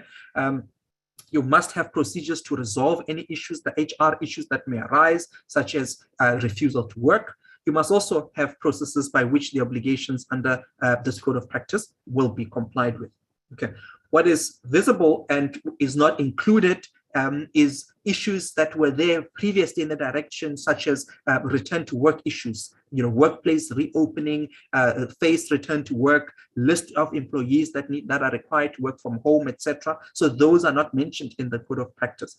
Identification of vulnerable workers, as I've said, is not explicitly stated. The duty to minimize the number of workers in the workplace, right? So that seems it is now optional, so it's not under the must, and you'll see it comes under the may. The requirements for daily symptom screening are not included as what should be included in your risk assessment in the plan. And of course, the requirement for COVID-19 compliance officer in the Code of Practice is not included or is not mentioned. Right? So the takeaway here in terms of the contents of your risk assessments and plan is obviously to go back to the drawing board. You need to relook the risk assessment plan and ensure that you align it to the contents of the risk assessment as mentioned, right? So issues such as daily symptom screening do not seem to be a requirement anymore, or there doesn't seem to be a legal requirement as my reading of the Code of Practice. There does not need, there is no legal requirement for a COVID-19 compliance officer. It is important to review and align your activities with the hazardous biological agents regulations. And of course, HR or human resources would need to have procedures in place around what to do when there's refusal to work, description of the processes by which employers will comply with the code of practice. In terms of the other duties that are optional, also it says the risk assessment and the risk plan may include. Okay, so it may include social distancing measures. It may include PPE measures, but there's a specific section in 11 which needs to be read in conjunction as well, that if there are specific requirements or recommendations by the Department of Health, for example, for a specific sector, these must be taken into account. Okay, it may include personal hygiene measures such as face cloth masks, barriers, hand washing, sanitizers, surface disinfectant, and of course may include any special measures to mitigate the risk of infection or serious illness or death. Okay, and this is where, even though the mention of vulnerable employees and the requirements the duty to vulnerable employees is not mentioned explicitly, one could read this element of being able to include any special measures to mitigate the risk of infection or the risk of infection or serious illness or death in respect to individual employees at increased risk, to actually be meaning or to be referring to employees that would generally be vulnerable as well. Okay, so that has to be taken into account. So what is the takeaway message here? What is the action that should be considered, right? So it is important for the risk assessment plan to include a reference to the non-pharmaceutical interventions, and of course those that will be applicable to your workplace and how they will be applied. It was also important for the risk assessment plan to include a reference to the identification of individual employees at increased risk of serious illness or death, and how special measures may be applied. It is again important that the risk assessment plan needs to comply with the vaccination requirements which are stipulated in section 12, which we'll come to. Okay, so though it's clear that some of these duties are optional, it is important that you do have a very serious look in terms of your own organization, in terms of your own workplace, and actually looking at what is made optional, looking at some of the existing risks that have been identified, then choose from the selection of options that are there. Okay, and of course, as they've said, if you're not choosing any, let there be justifiable reasons or reasons or justification for not having done so. Okay, so that just is in terms of the risk assessment and the plan. In terms of the administrative measures, so this is the last chapter, and then we can just have a discussion around some of the issues. So these are some of the administrative measures that are mentioned.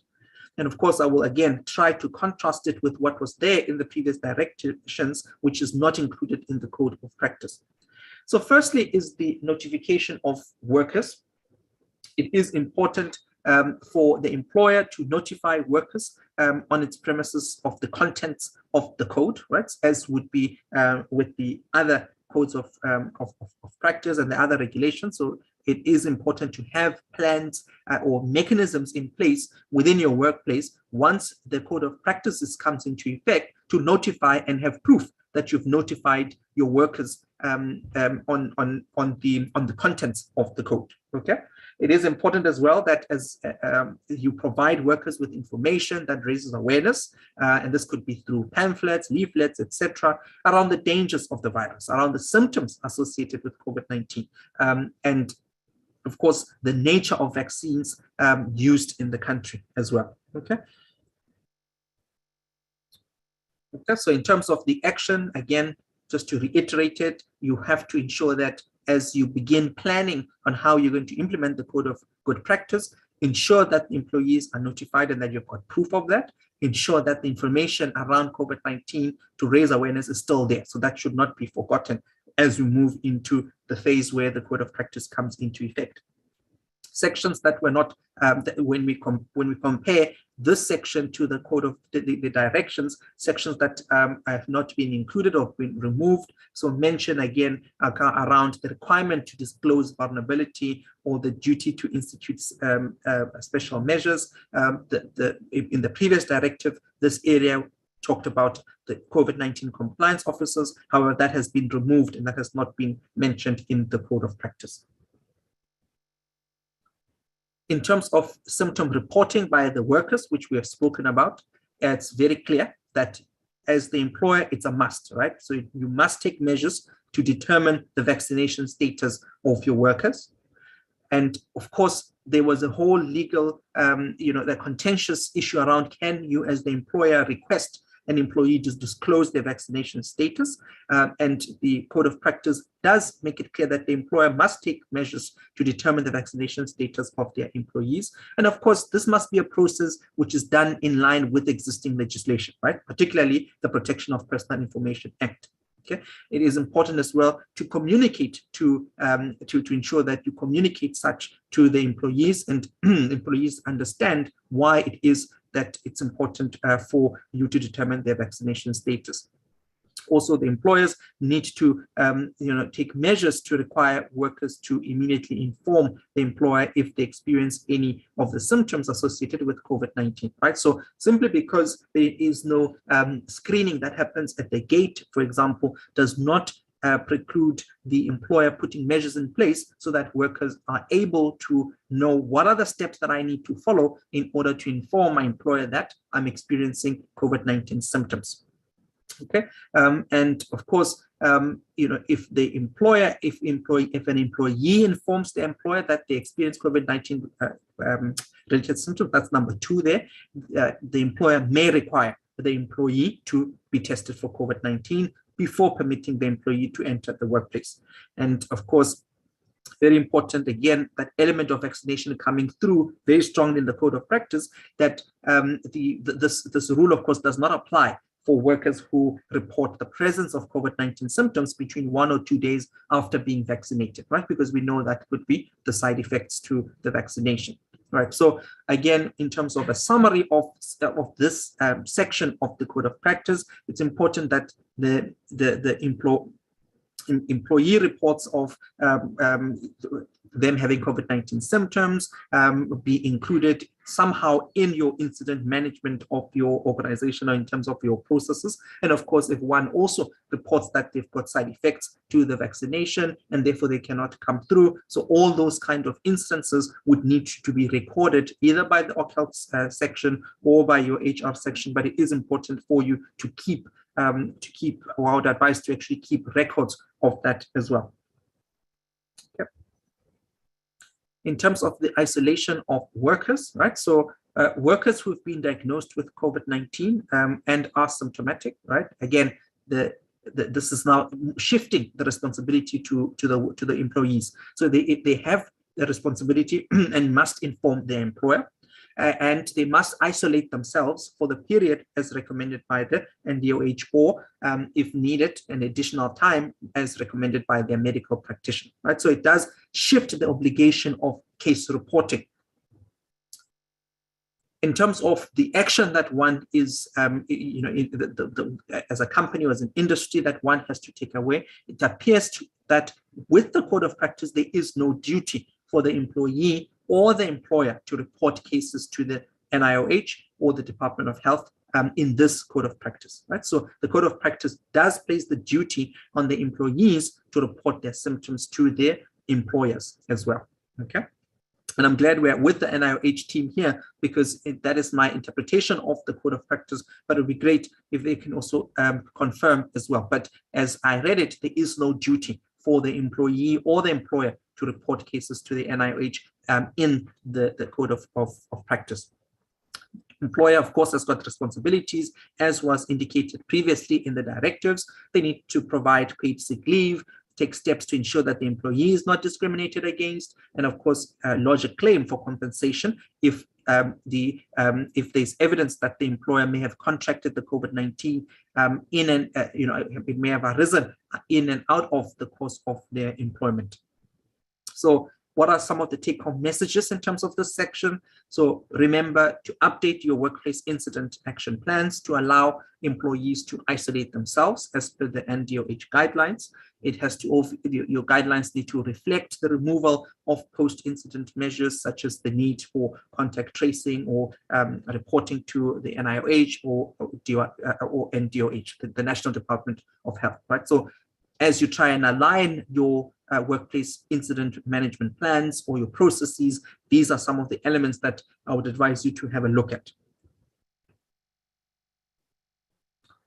Other elements that are quite clear from the code of practice is that symptom screening has been stopped under the code of practice, right? But the requirements, remember, do not forget that there are requirements for risk-based medical surveillance and testing, as prescribed in the hazardous biological agent regulations, right? So one has to look at the industry, and of course, where medical surveillance procedure is required, it needs to be aligned with the HBA regulations. And other elements that you need to just be aware of, so adapt measures relating to sanitizers, disinfectants, washing of hands, etc., okay, as per your workplace risks and circumstances, right? So it's very clear, it comes out quite strongly that the employer may apply these in a manner that the employer deems fit. In terms of ventilation, and I'm cognizant of the time, I'll take 5 more minutes. In terms of the ventilation, so the employer must, keep the workplace well ventilated by natural or mechanical ventilation. It says that the employer must identify areas in the workplace that are usually occupied and poorly ventilated. They must improve the ventilation through use of natural or mechanical ventilation. And then where reasonably practicable, they have to have an effective mechanical ventilation system and have high efficiency particulate air filters. Okay, so the takeaway message from the ventilation section is that the act in accordance with is to act in accordance with obligations under the OSH Act, but also to remember all the other regulations that are quite important as well. So the environmental regulations for workplaces, the hazardous biological agent regulations as well, and special mention is made of this guideline, which I've put a picture of, that you need to ensure that the ventilation procedures is in accordance with the National Department of Health's guidelines for ventilation to prevent the spread of SARS-CoV-2. Okay, so if you've not read or looked at the guidelines, I've just put it there for you to access. In terms of the specific personal protective equipment, so the code of practice says that every employer must check regularly on the website of the National Department of Health, the NICD, the NIOH, whether any specialized PPE for COVID-19 is required or recommended in any guidelines based on the nature of the workplace or the nature of the worker's duties and the associated level of risk. Okay, so again, very important that what comes out is your requirement for specialized PPE, it will depend on the nature of the workplace and the nature of the worker's duties and the associated level of risk. So the importance of that risk assessment for your particular workplace comes into being as well. Okay, so have PPE procedures that are PPE procedures in place, and to make sure that these are obviously in line with the risk assessments that have been done and the requirements as per the HBA regs, and obviously any other recommendations that might have come that might come through from the NICD, from the NIOH. In terms of vaccination of workers, I just put it as is so that I'm not misquoted, but it's clear that every employer must, in accordance with the measures contemplated in the various section, they must notify the employee as identified of the obligations to be vaccinated. They need to counsel employees on issues relating to vaccines. They need to permit employees permit the employees at the employee's request to consult a health and safety rep or worker representative or unions about taking or not taking the vaccine. You need to give administrative support for the employees to register and access the vaccine. So for example, on EBDS, and you need to give the employees paid time off. Okay, that hasn't changed from the directions. And of course, in giving effect to this code, an employee, so I'm moving now to number 2, an employer may require its employees to disclose their vaccination status and produce a vaccination certificate. Okay, so that is, again, they are reiterating that element of the employer being able to request or to the disclosure of the vaccination status. And should an employee suffer a vaccine adverse event that renders them unable to work, right? So this is where the vaccine was taken as part of the inherent requirements of the job, right? So on request of a medical certificate, they need to give the employee paid time off, and subject to the regulations as well, they might lodge a compensation claim in respect of the COVID-19 vaccine injury no fault system. Okay, so ensure that in terms of your actions, the risk assessment plan prescribed in this code of practice, ensure that your risk assessment plan prescribed in section 5 of this code of practice includes measures to be implemented in respect to the vaccination of your employees. So that cannot be ignored, it has to be there, right? And of course, also ensure that you align your HR processes to be able to give time off for employees that may need to get the vaccine or have side effects, etc. Other elements in terms of the vaccination of employees. So if an employee refuses to be vaccinated, there's a process that must be followed. The employer must counsel them. They need to take reasonable steps to accommodate them, right?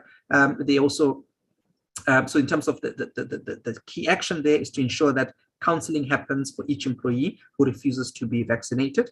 And if an employee produces a medical certificate attesting that an employee has contraindications to the vaccine, the employer may refer the employee for a medical evaluation, right? And this is at the employer's expense. And if the employer accepts the medical certificate, and if there is an obligation there, that they need to be accommodated. Okay, so ensure in terms of the actions that you need to remember that the provision is made for a referral if required, and that HR processes are in place in order for you to think around accommodating the selected employees. Very briefly, in terms of small businesses, so this includes or refers to employers with 20 employees or less. And remember, as I said, this is an increase from the previous 10. And they must also undertake a risk assessment. They must take reasonably practicable measures to mitigate the risk of infection. They must also, of course, they've got a right to refuse to allow employees to enter the workplace. And of course, as to the extent reasonably practicable, they need to ventilate occupied closed spaces. So what are the key actions there? Remember the cutoff, it now includes 20 workers. And then of course, note that the duties under the section are the duties under section 6 are optional, including the non-pharmaceutical interventions. And of course, the regulations that relate to vaccine requirements have to be read in terms of section 12 that I've just passed. Worker obligations. So in addition to obligations of employees under the OSH Act and the hazardous biological agents, so every worker is obliged, as with the other regulations, to comply with the employer's plan as contemplated in section 5. Refusal to work. So employees may, just like in the directives, in the code of practice, they may refuse to perform any work if circumstances arise which, with reasonable justification, appear to that employee or health and safety rep to pose imminent or serious risk of SARS-CoV-2 infection. The employee must notify the employer personally or through the rep, and the employer, of course, must undertake to resolve the issue with the health and safety committees, and of course notify the Department of Labor inspectors within 24 hours if the matter cannot be resolved. And no person may be threatened, dismissed, disciplined, etc., for exercising their rights under this section. And of course, employees may refer any disputes of harassment, etc., to the CCMA or accredited bargaining body as well. And the arbitrators may take any appropriate action. In terms of deductions, similar to the previous directions as well. So no employer may make any deductions from an employee's remuneration or require or permit an employee to make any payments to the employer or any other person in respect to anything with which the employer is obliged to do or to provide in terms of the code. Monitoring and enforcement of this code. So to the extent possible, the Department of Labor may authorize local authorities to perform certain inspectorate functions, so just be aware of that. And of course, the inspectors would be working in line with the Occupational Health and Safety Act. Okay, and offences and penalties would be applicable as per the OSH Act. Again, reiterating that the linkages between the Code of Practice and the existing Occupational Health and Safety legislation and the HPA regs. So it is almost a direct transfer from the directives, but it is important to ensure that the workplace, your workplace, is ready should such inspections arise. And I think we've been given good examples with the previous talks on some of the different databases, etc., that you might have at hand. And then finally, just in terms of the limited application to mines, mining areas, and works, the section provides guidance to employers of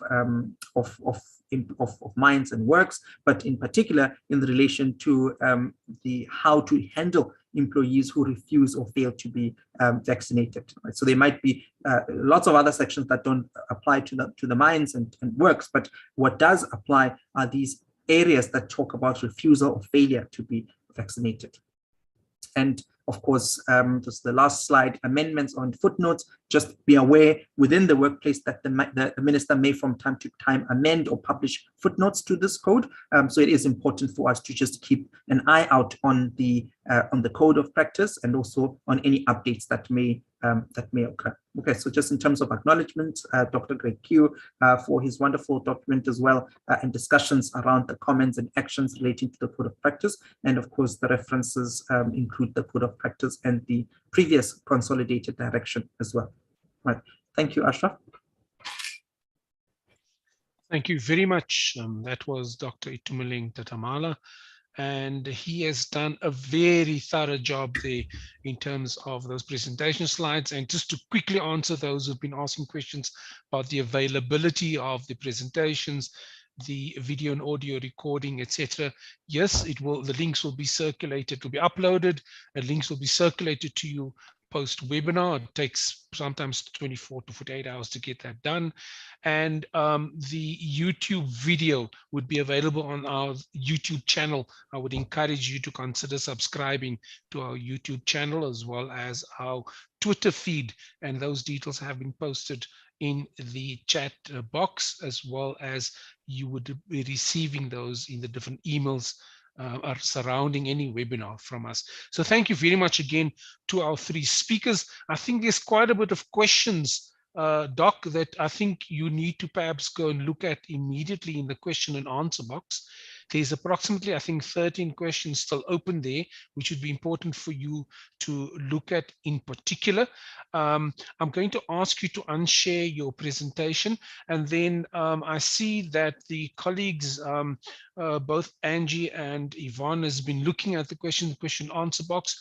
And Angie also answered the one question in the chat box about some skills development related question. I forget who had asked that question now, but I think it has been responded to.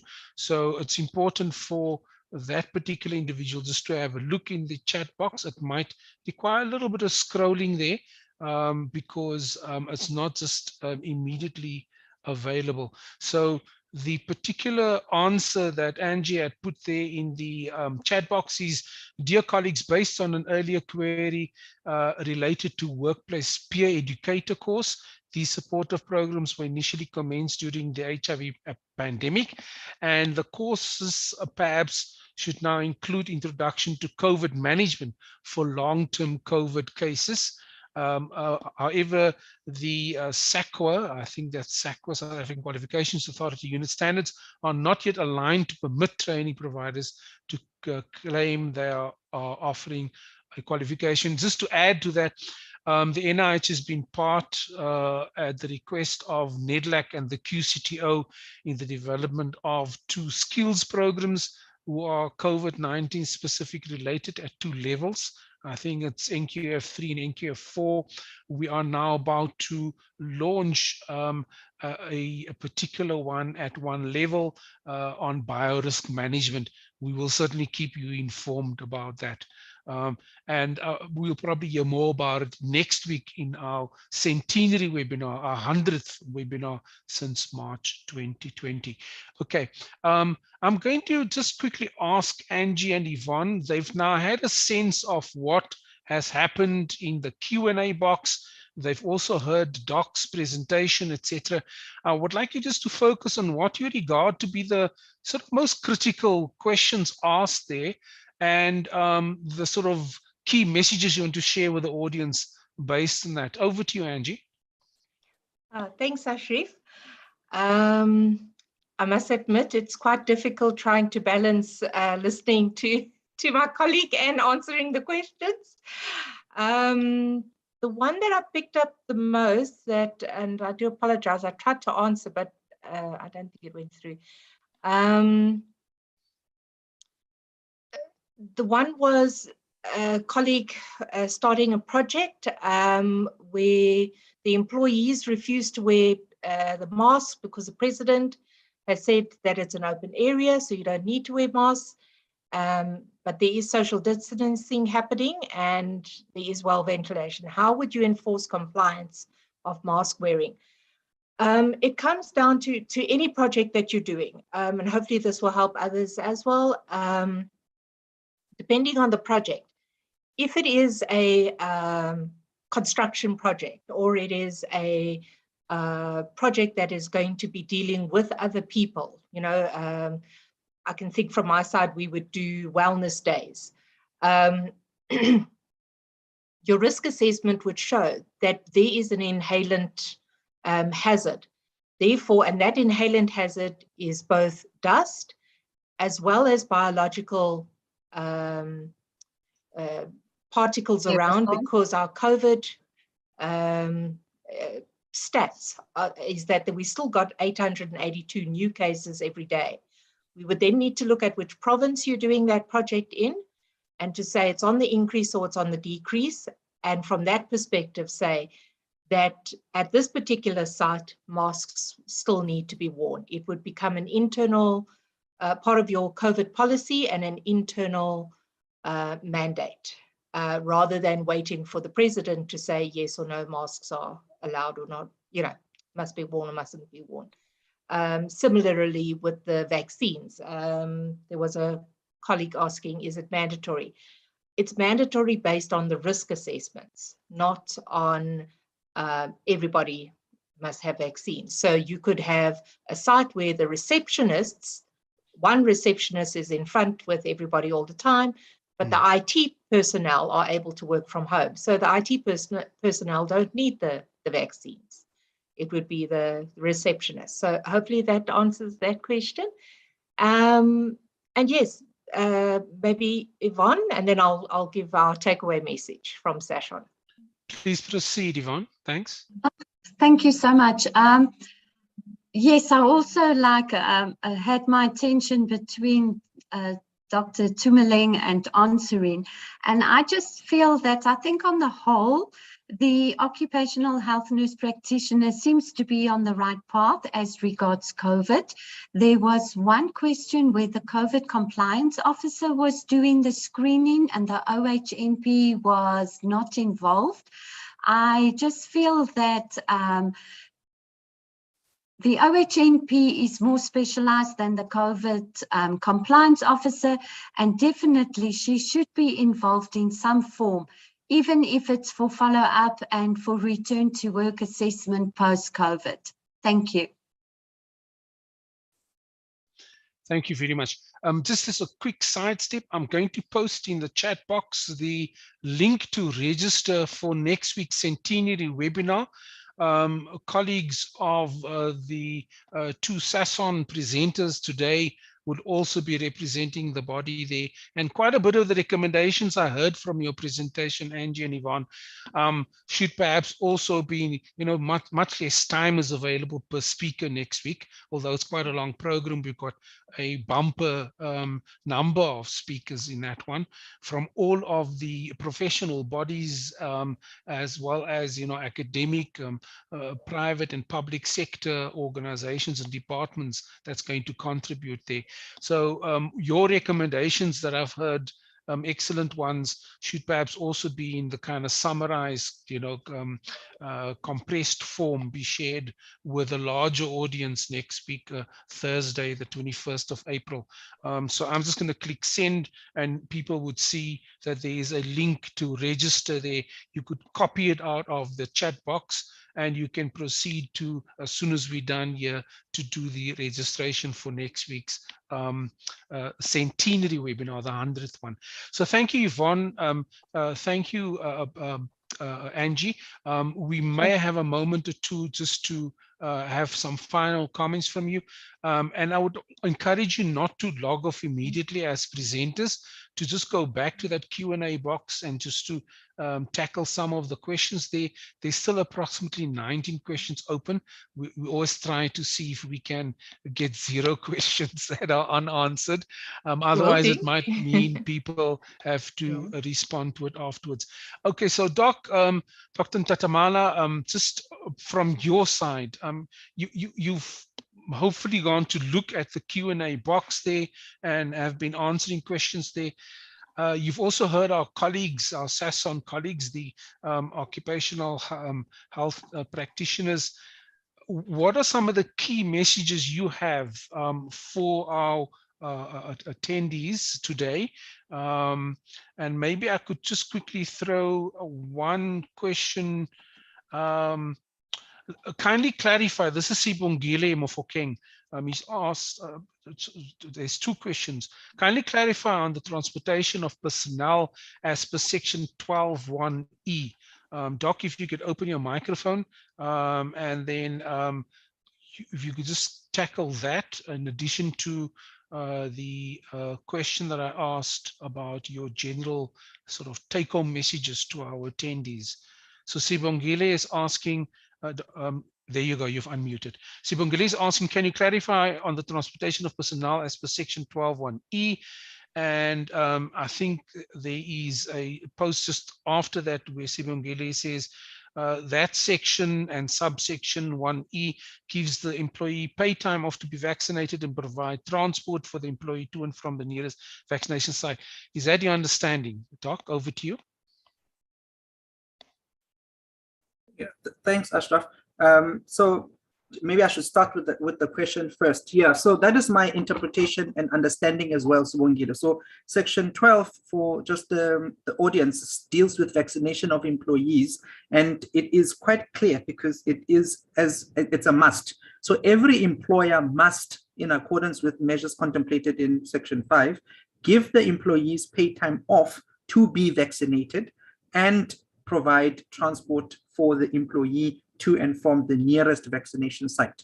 And I think particularly with the presentations that have been had, it would probably be incumbent on the employer and the organization itself to see or to devise means in which this can be done. And I think we've had very good presentations on how employers have worked on this in a creative manner. So they are, for example, in the textile and clothing industry, there are specific times within the day where you have specific numbers of employees who would sign up for vaccination and be taken through to the vaccination site. So that would then cover, in my view, the requirement for providing time within the workday to get vaccinated, and also providing means by which one is able to get to the nearest vaccination site.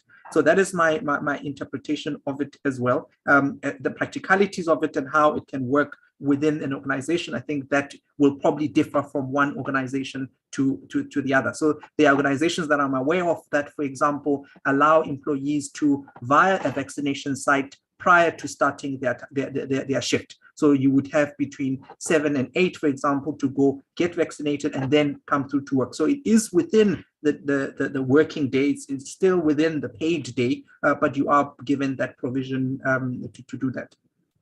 Doc, there's a question by Semake Khaladi.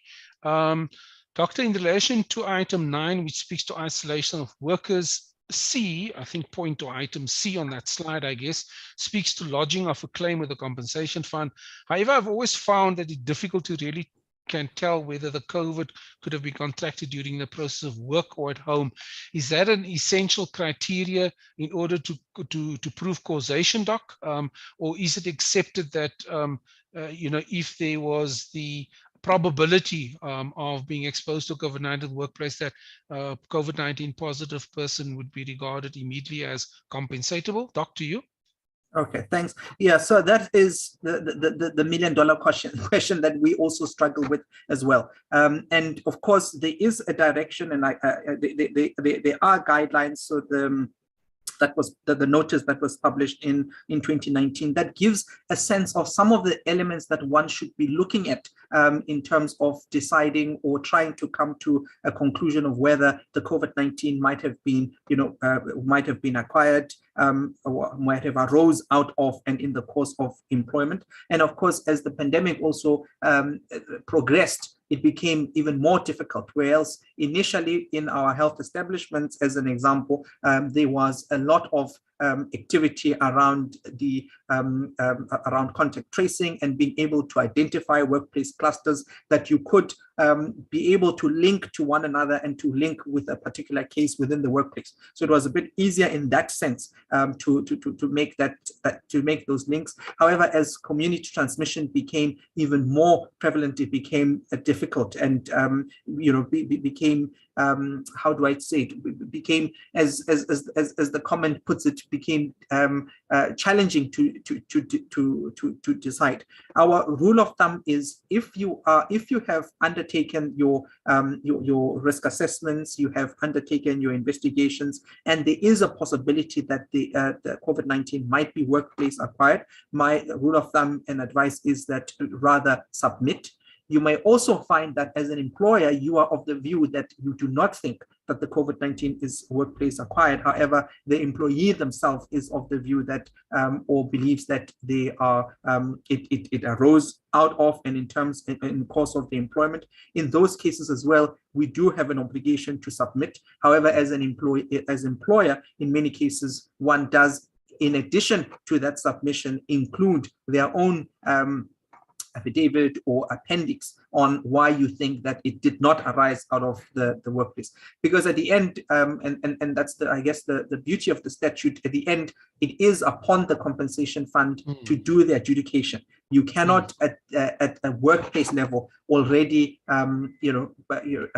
decide on behalf of an employee that no, this is not workplace acquired and therefore I will not submit it. If after having counseled, after having looked at all the facts and having put a case to the employee, to the representatives that we don't think this is workplace acquired, but if there is still a contention or a belief that it is, I would strongly advise to submit to the compensation fund, let the compensation fund make the decision itself, and also as an employer, add to it your own affidavit or your own supporting documents in opposition to the contention that it's workplace acquired. So it is definitely a very difficult one, and I think we've got, just looking across the world, the relationship between COVID-19 and it being workplace acquired, some put it at between 15 to 20%, that between 15 to 20% of the cases might very well be workplace acquired. However, a large percentage, particularly now as the COVID pandemic becomes quite as community transmission increases, it becomes very difficult to make those linkages. Yes. Yeah, so it's a bit of a long-winded answer, but it does give you a sense that it is a complex situation. It is important for you to try and navigate it as best as possible. And if you are not sure, rather, I would say on the side of caution and submit your evidence and let the compensation commissioner within the province or nationally to make that decision. Thanks, Doc. I would probably recommend that if any employee thinks that it is workplace related, to submit, let the compensation commissioner decide. In fact, it is a no-fault insurance scheme in any case. And then in the health sector, you clearly, where health workers are concerned, probably adopt an approach as related to TB, where there is this presumption where there could be the high risk of exposure. Doc, there's a question also regarding, now it moved.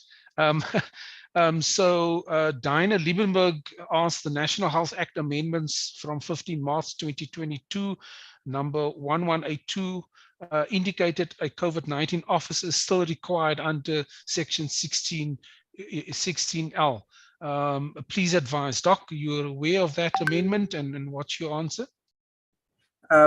I would have to look into that. So the requirement for COVID-19 officer in this code of practice was not mentioned. So I tried to make sure and looked. There doesn't seem to be that requirement in this code of practice. So I would need to check those and try and see the linkages between the two. Okay, look, I need to say thank you to you and to our other two presenters. And just ask you maybe, I'm not going to allow our other two colleagues to speak. What's your final comment, Doc, to the attendees in terms of going forward shortly within 60 seconds? Thanks. Thanks, Ashraf. I think for me, the take-home message is for us to be prepared. We've got a few days left to look at the code of practice and to perhaps also look at some of the changes, some of the key things that are required, and start with those. We've been through a pandemic where we've managed and we've shown resilience in terms of being able to adapt, in terms of being able to do our best to protect workers and those on our premises. And I think for me, it is no different in this sense as well, that, as my colleagues have said, not to let our guard down, but rather to take the code of practice, to take the hazardous biological agents, to take the OSH Act in consideration as one looks, ahead this hopefully, post-pandemic period. Okay, and this is a quick response before I close to Marika White. Marika, on your question with regard to the portal, I will ask the OHSS team here, the NIH, to respond to your question. So finally, to say thank you very much to our team, that is in particular Sister Angie Butkovich, as well as Sister Yvonne van Zyl from SASON. Thank you very much, ladies, for your contributions. It has been most informative. And then to Dr. Itumeleng Tatamala, thank you very much. It's been most informative as well, and very detailed and so on. And in the background, Dr. Shlonipile Marshall. Shloni, thank you very much. Dr. Vuyiswa Kumalo, thank you very much for your contribution background. There's 13 open questions. I just hope some of you could just quickly have a look there and see what can still be done there before my colleague closes this particular session. And to all the attendees, thank you very much. You would have seen that there is the centenary webinar next week on the 21st of April. That's Thursday. And we are encouraging you to join us, where we're going to have a host of speakers, including Professor Salim Abdul Karim, Dr. Barry Nkisnasamy, Professor Melisana of the NHLS, our own Executive Director, Dr. Spo Khalamono, Dr. Tanusha Singh, who's the head of our OHOT, our COVID committee here, the World Health Organization head for occupational health, as well as Dr. Ivan Ivanov, and a host of other people whose names I can't immediately remember. Please join us for our centenary webinar. I'm going to say thank you very much, everybody, and we will try and keep the question answer box open for a couple of minutes so that some of the questions there could still be answered by Angie, Yvonne, Doc Itumeleng, as well as Shloni and Vuyiswa. Thank you for joining us today, and thank you for your patience and allowing us to go over time. Goodbye. See you in the next webinar.